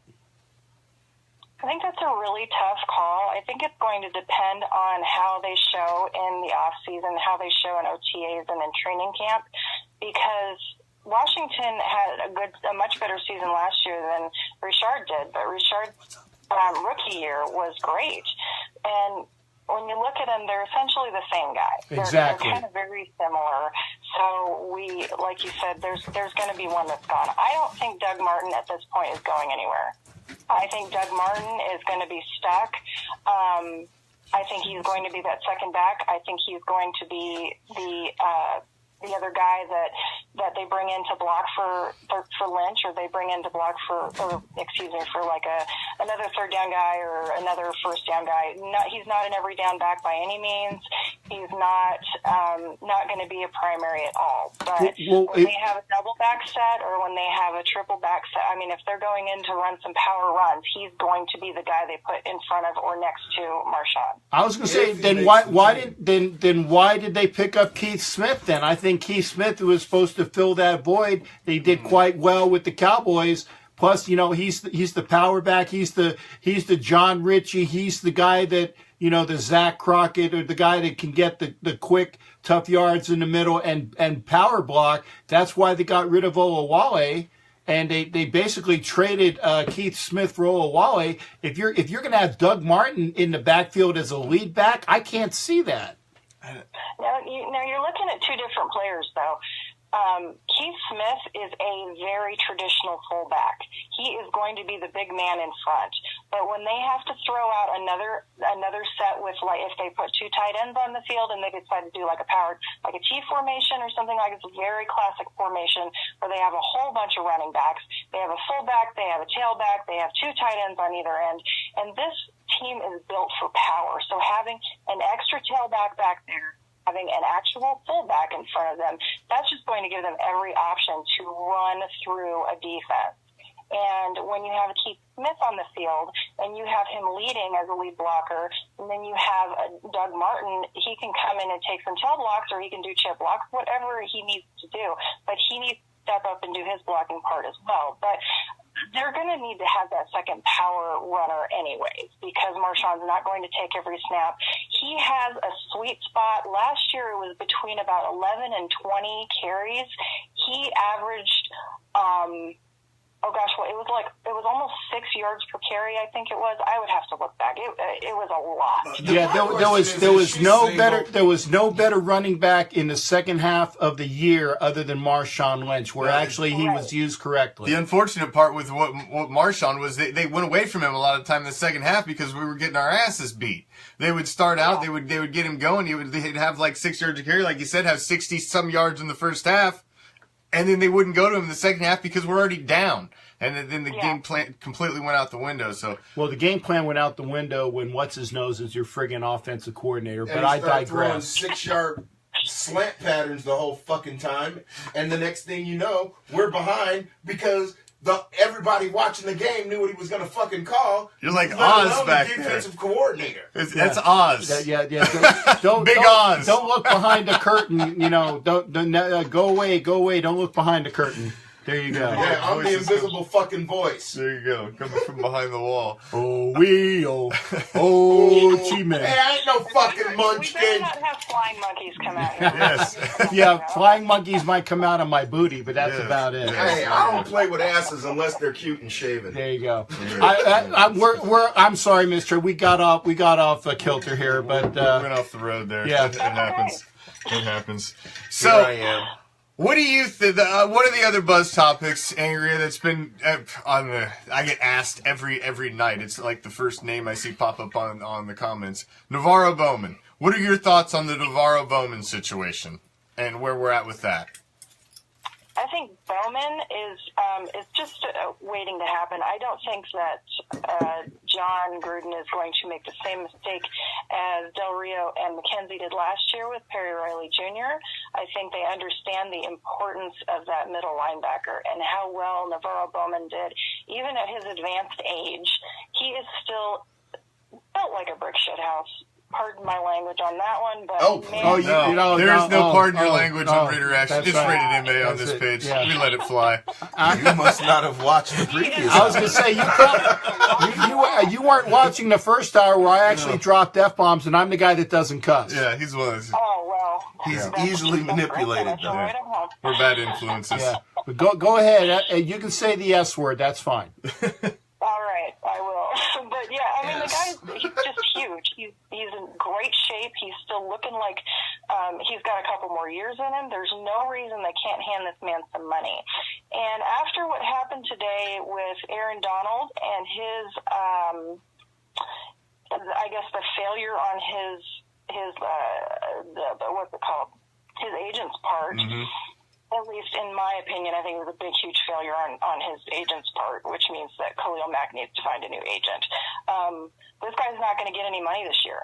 So Mack is going to get they're going to set him up for a great contract, whether they set him up to take any of that money this year or if they can defer it until next year. Cap, that would be great.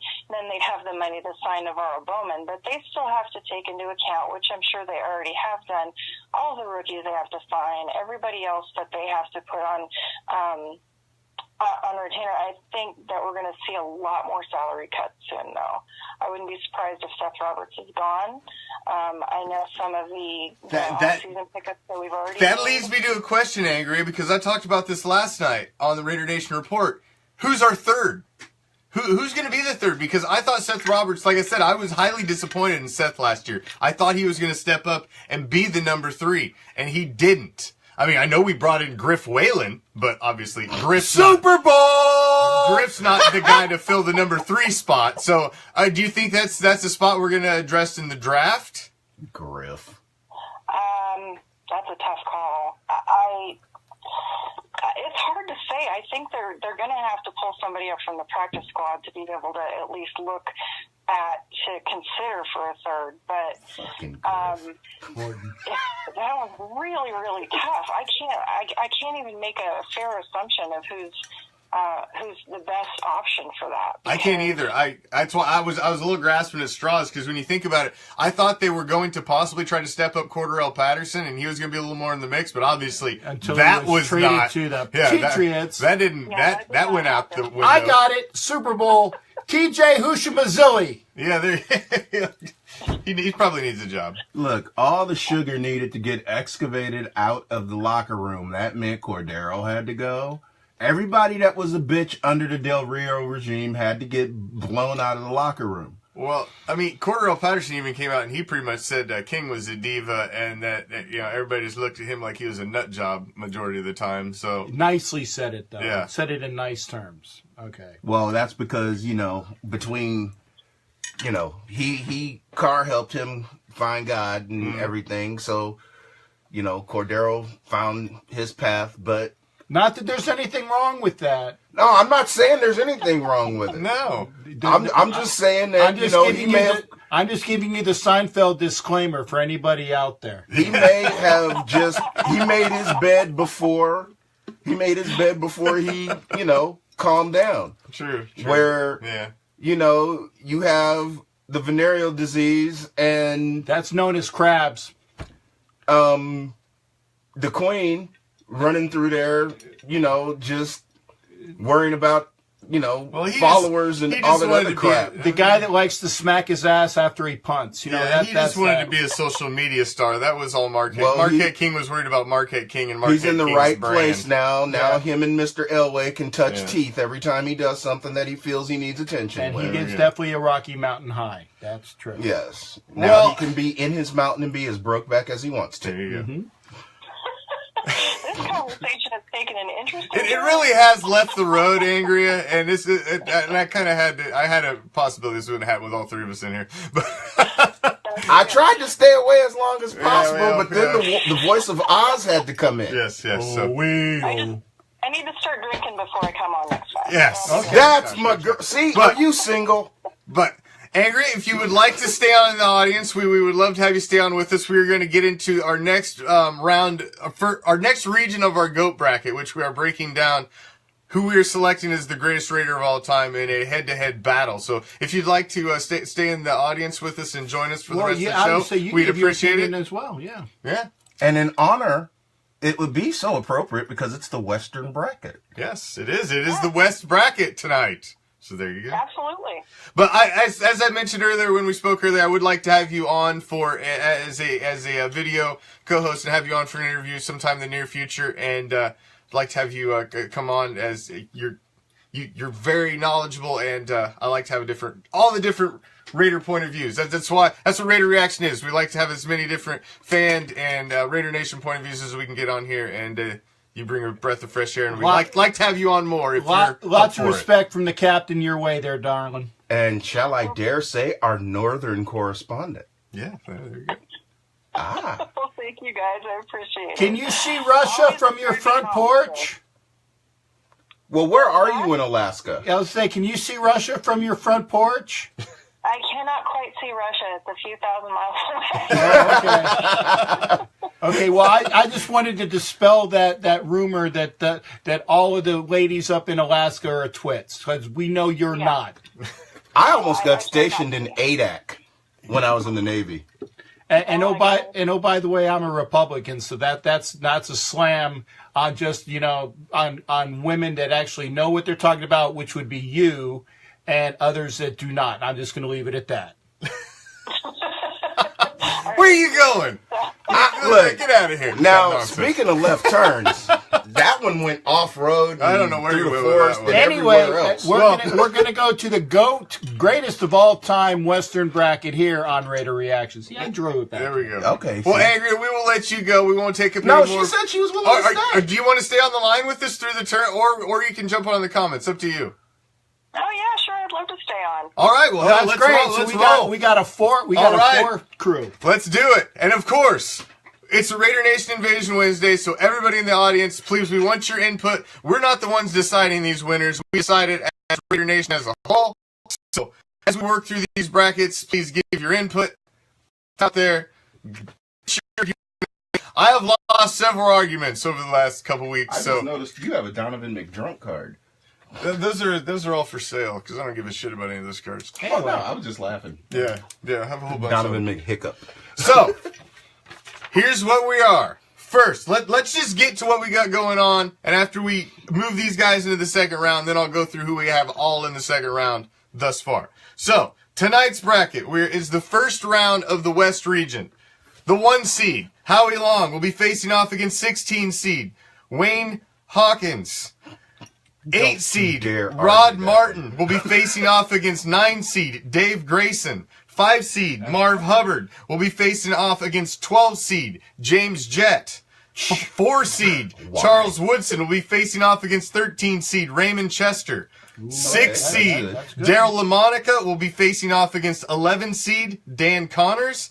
And 3 seed, Jack Tatum will be facing off against 14 seed Lyle Alzado. 7 seed, Michael Haynes will be facing off against 10 seed Sebastian Janikowski. Easy. And Tim Brown will be facing off against 15 seed Van McElroy. That is our matchups for tonight. The West region, first round. Our first matchup on the docket will be the 1 seed against the 16 seed. Just write it in. I'm going to stand. You sit down for a little while. So can anybody make a strong argument for Wayne Hawkins? He's a Raider great from the past. Yeah. But It's the fact It's Howie that he's Long. going up against Howie. number 75, Howie Long, one of the greatest Raiders defensive players of all time. I'll tell And you what, guys. I own right now 2 Raiders jerseys. One of them is Howie Long. there you go.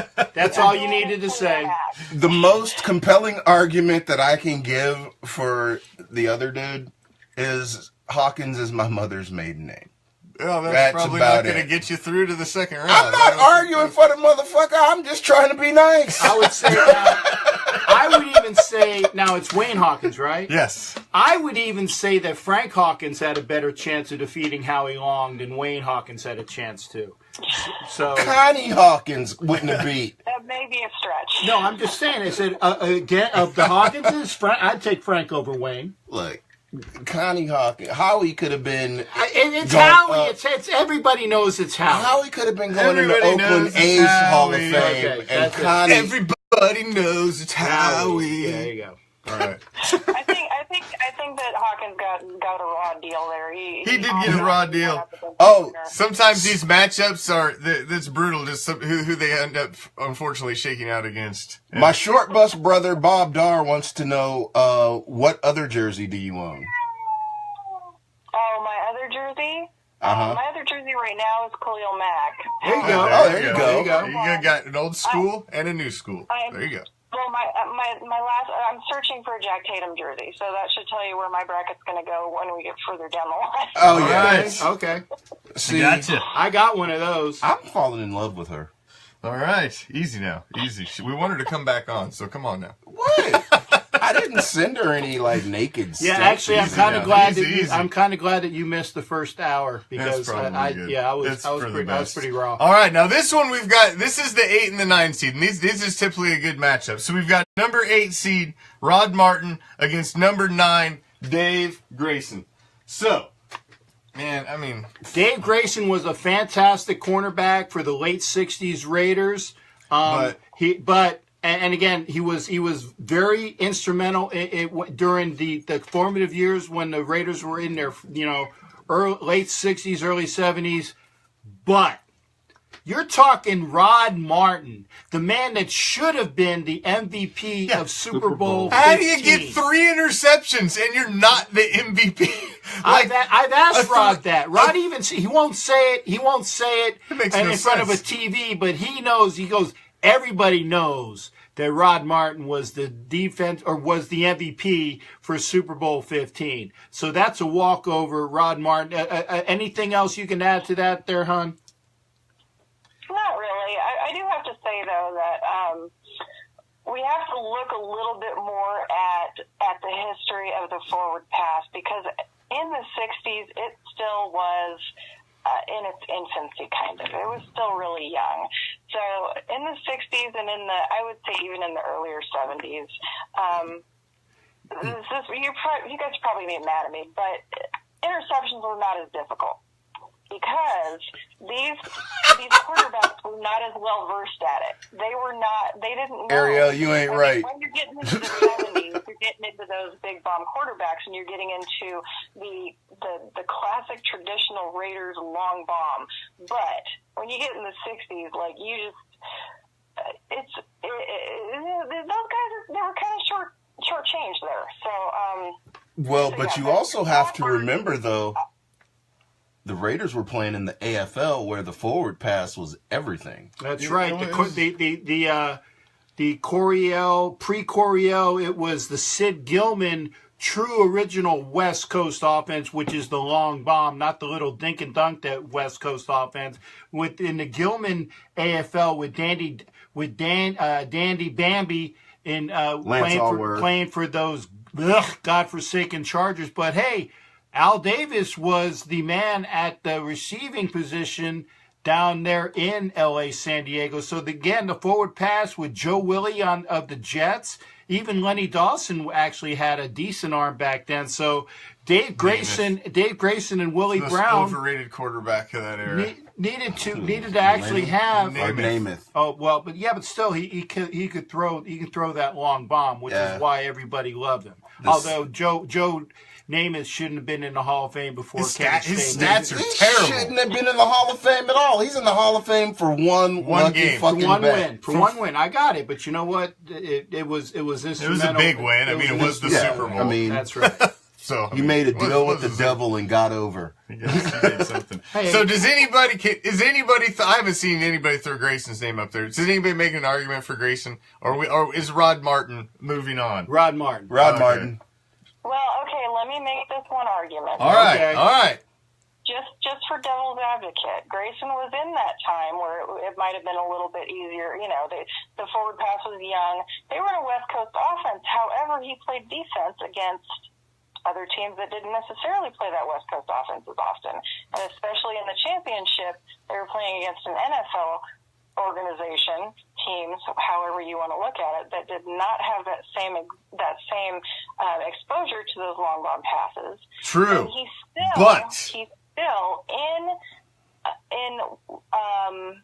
he accrued 187 yards of his own on defense, or kick return and cornerback. 187 yards, led the league. 10 interceptions in 1968, which is pretty damn good. That's pretty very damn good for any time.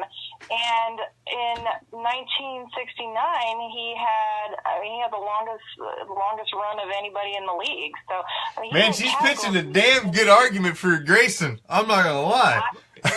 Now, Miss Trask, do you collect football cards?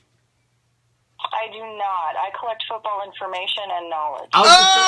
Now wait a second. The reason why I say that is the only other good thing I'm going to say. Now, Dave Grayson, I was giving him props out of all the people here.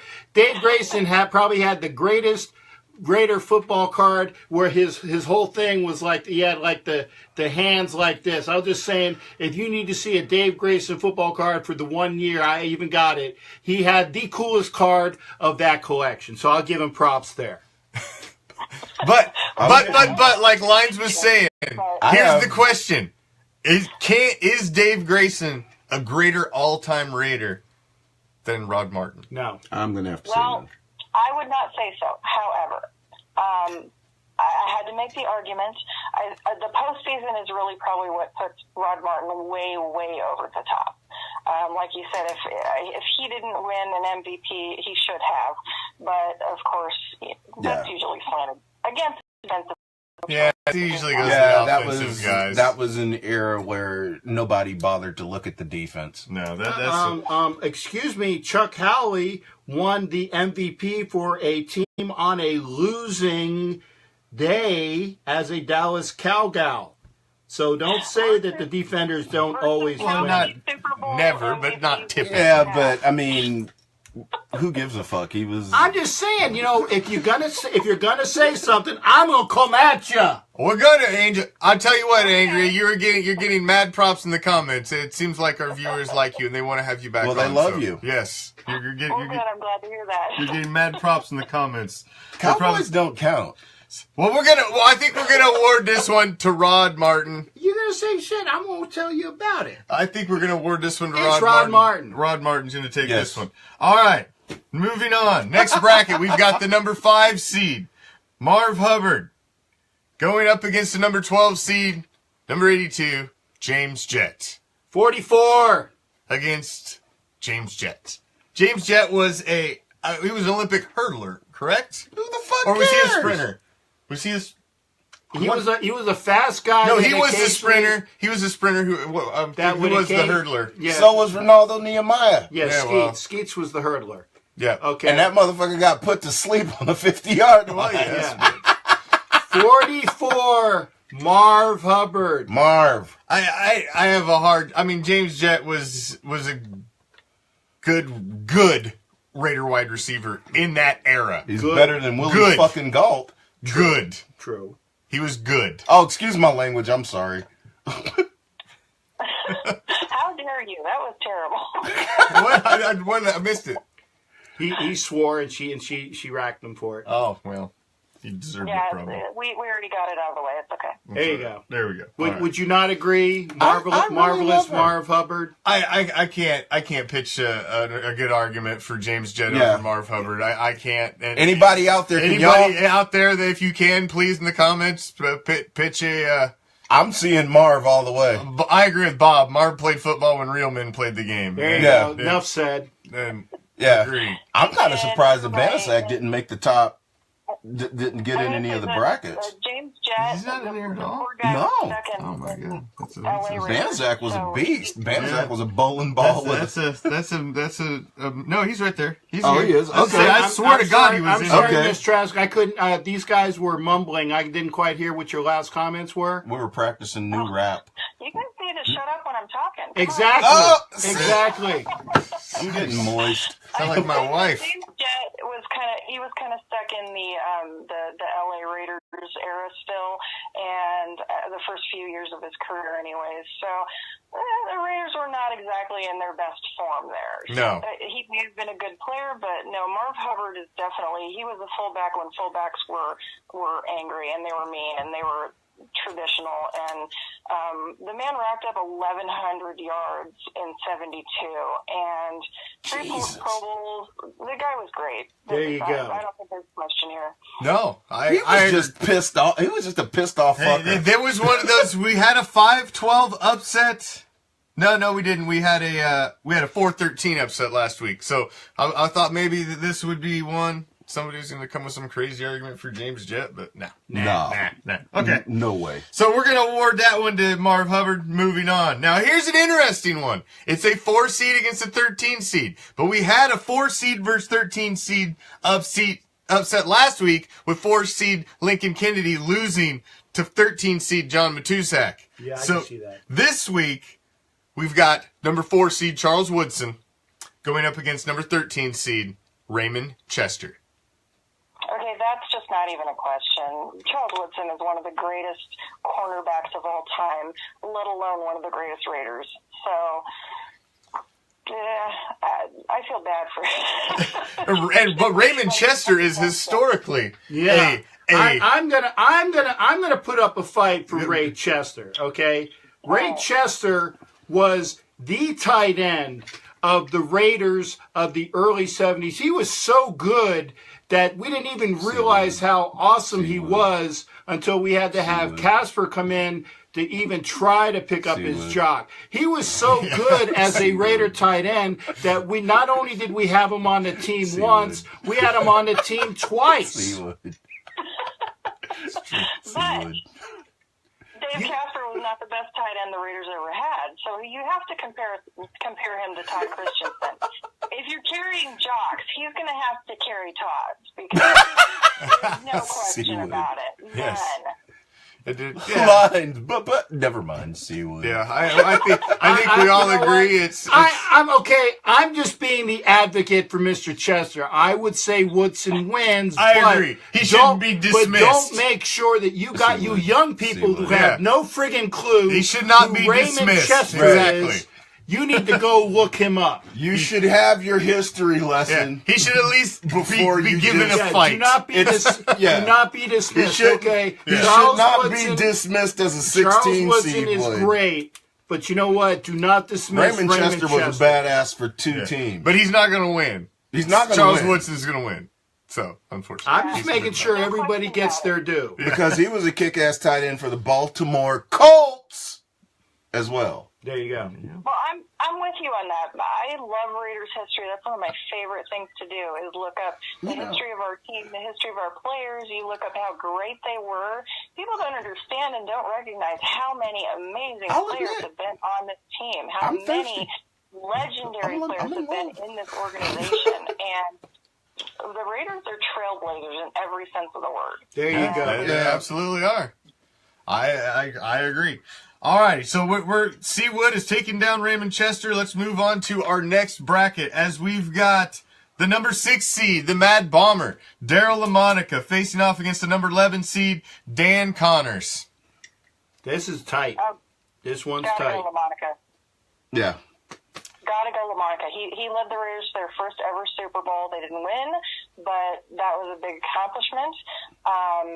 He worked in conjunction. I mean, he was one of the first quarterbacks that Ken Stabler sat behind and learned from.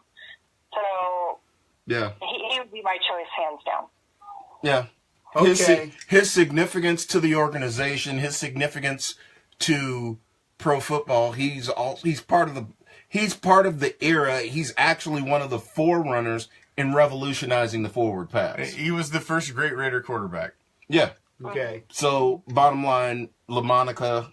Go ahead, though. You I got a good... was going to say, Dan, okay, and only because we need to make sure we give due to both sides here. Dan Connors was the middle linebacker for the Raiders for years. He almost never missed a game. He was always there on the defense, calling the defense. And again, the early Raiders in the 60s and even into the mid 70s. Dan Connors was the stalwart middle linebacker. He was the Jim Otto of the defense on that side. And see, that's what I also love about the history of our team. Yeah. We have a history. We for fucking... It wasn't, fuck free agency, dude. Yeah. You couldn't pay those old school dudes to leave this team. Now, see, you could go to the DVD section at the NFL store, and you can pick up the history of the Oakland Raiders or the Raiders history, or and you can watch listen it. to me. And you can watch it, and it's actually like an hour and a half, 2 hours long. Now, you could go pick up, like, the history of the Chargers. That son of a bitch is like, a minute and a half long. Or you could go pick up, like, the history of the Bengals, and you open it up, and there's no disc even in the damn thing. You can go pick up the history of the fucking Patriots. No, let's and not. It's 30 minutes long because it's only 15 years long because the first 40 years of the fucking franchise, they're toilet paper. You wipe your ass with it. I love the fact that our team has a lore and a history behind it. Meanwhile, the next up on our bracket. So are we giving this one to Daryl LaMonica? The Mad Bomber. All right. And he has the most kick-ass nickname of the era. He does have a badass nickname. How can you vote against the guy, the fucking Mad Bomber? I mean, come on. Now, this one's going to be interesting. This is one I had circled that I thought would be a very good matchup. The seeding you can almost throw out. It's a 3 seed against a 14 seed, but we seeded it that way for a reason. The 3 seed is Jack Tatum, the assassin. Member of the Soul Patrol, possibly one of the greatest Raider safeties of all time, one of the greatest sets of defensive backs, cores in the history. Against number 14 seed, Lyle Alzado. Now, the reason Lyle is ranked as low as he is on the seedings is because he was not a career Raider. He was a jackass, And he was a Cleveland Brown. Exactly. So he was on the Super Bowl team and was obviously he was a Raider, man. The guy should have been a Raider his whole career. He just unfortunately wasn't drafted there, and that's not who signed him. But can anybody make a strong argument for Alzado? Oh, hell yeah. And I see Alzados. Oh, hell see, yeah. I see names getting thrown up on both sides already. I see a lot of Alzados taking down Tatum. The assassin. Jack Tatum was the epitome of the Soul Patrol, the man who can lay wood. But when he was here, Lyle Alzado was the heart, soul, strength, and everybody in the backbone of the Oakland Raiders defense that won the Super Bowl 38-9. He was the soul of the Raiders. In fact, Howie Long learned under Lyle Alzado. Bill Pickell learned under Lyle Alzado. Greg Townsend learned under Lyle Alzado. You have nobody that had more heart and maniacal rage that can get into a game than Lyle fucking 3 Mile Lyle Alzado, and I love Jack Tatum, but I'm going Lyle Alzado. And you can say the exact same thing for that maniacal bunch of fucking Raiders that called themselves the Soul Patrol that went for 2-3 generations of Raider secondary. Jack Tatum put fear in the entire league, and he didn't do it by running around acting like a complete jackass. That motherfucker just hit people. Yeah, he liked to hurt people. Did his job acting like an absolute monster. I've read the autobiography of Jack Tatum. They call me Assassin, and it was a very interesting read to hear the words of how he played and written down from his own mouth, and how he went back and looked at it, and to read the stories of him and George Atkinson, how they used to keep tallies and scores on the amount of players that they would knock out of games, like literally knock out. Like you'd get a half point if they got carried off. You got the whole point if they didn't.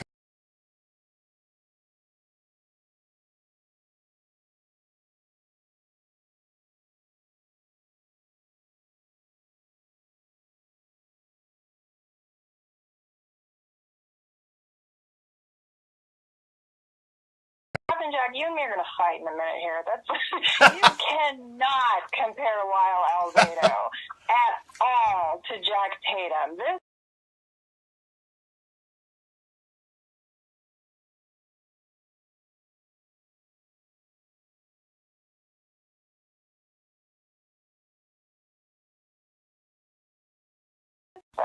Those two were the bookends and were the quintessential mentors for Howie, learning how he did what he did.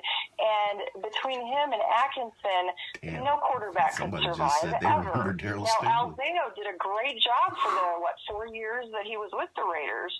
He was a monster. But not long enough to be the effective, the essential Raider that we need. Jack Tatum put the fear of God in people. He was the absolute most amazing safety you could ever possibly imagine. He made up 1/4 of the best secondary unit of all time, in my opinion. And the fact that this may not be funny to anybody else, but this is absolutely one of the best things about Jack Tatum. The man hit so hard, he paralyzed the man on the field. On a clean hit, by the way, on a clean hit.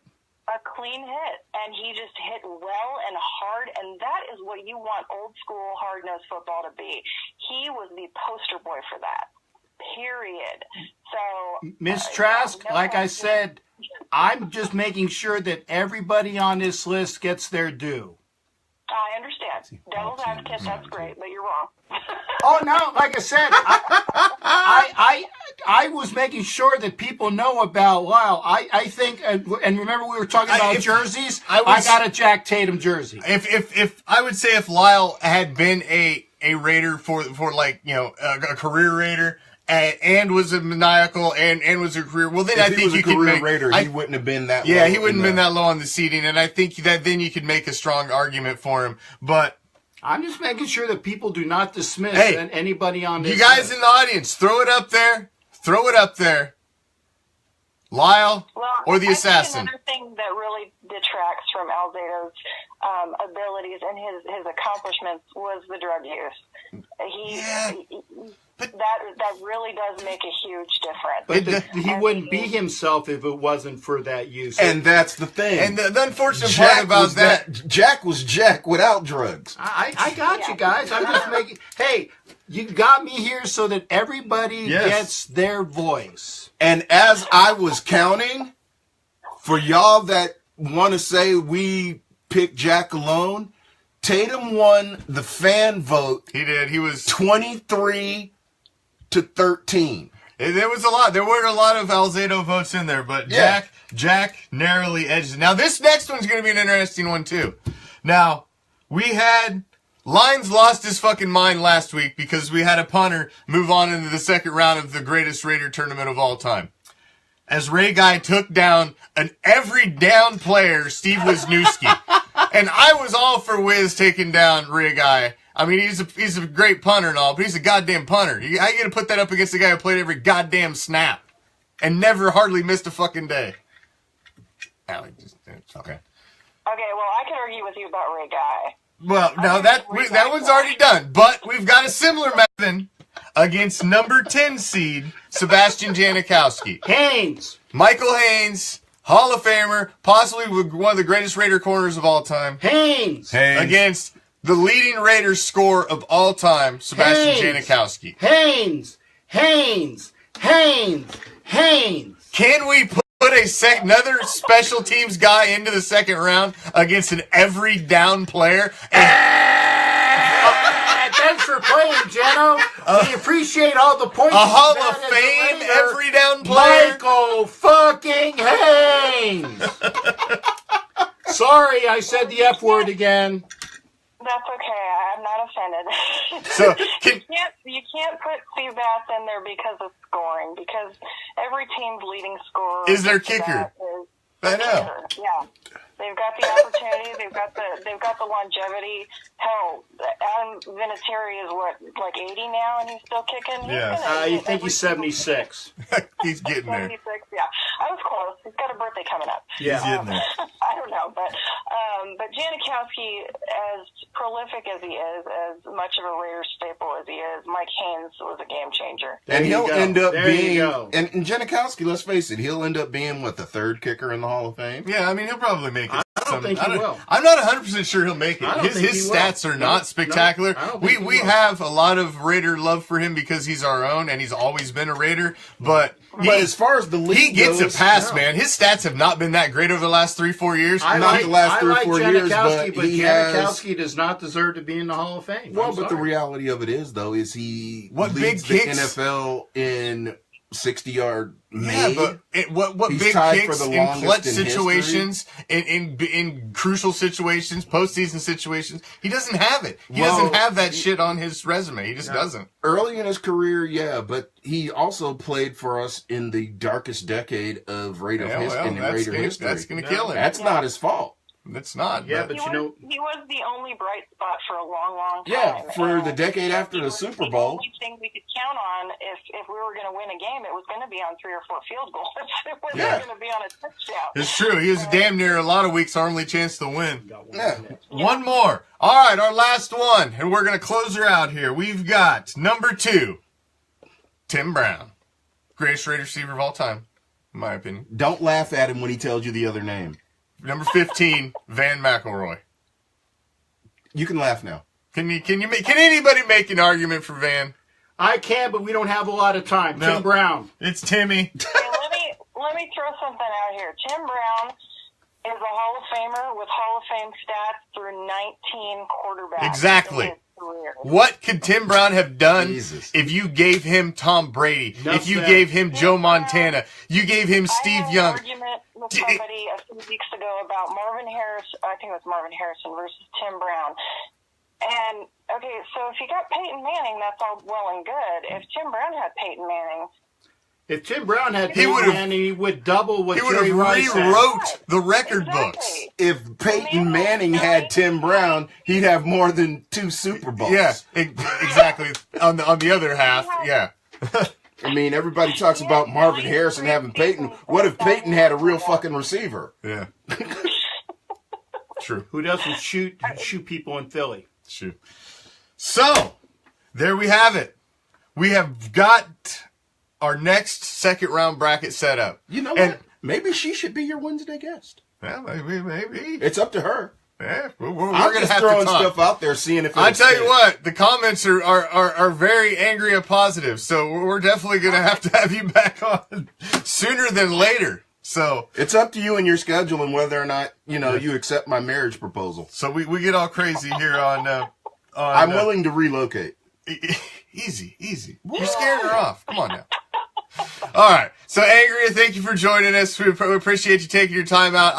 We'll talk to you here offline, and we do want to have you back on, like I said, sooner than later. We've got the draft next week, so I'm sure you can offer some knowledge for our draft shows coming up. So I like long walks in the snow. Absolutely. I am glad to be on. It's been a blast, guys. It's been a lot of fun, and can't wait to talk to you again soon. Well, we had a ball with you. We will have you back on very, very soon. Thank you, Angria. We appreciate it. And our fans absolutely loved you. Yes.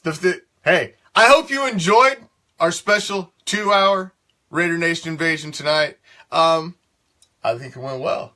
Gentlemen, hey, you guys, remember, hit us up on the page. If you liked it, we loved it.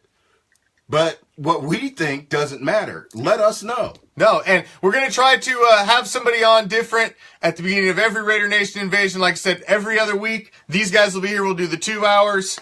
And then, on the off weeks, I'll try to have somebody else on. Like we had 4Dub on last week or the week before.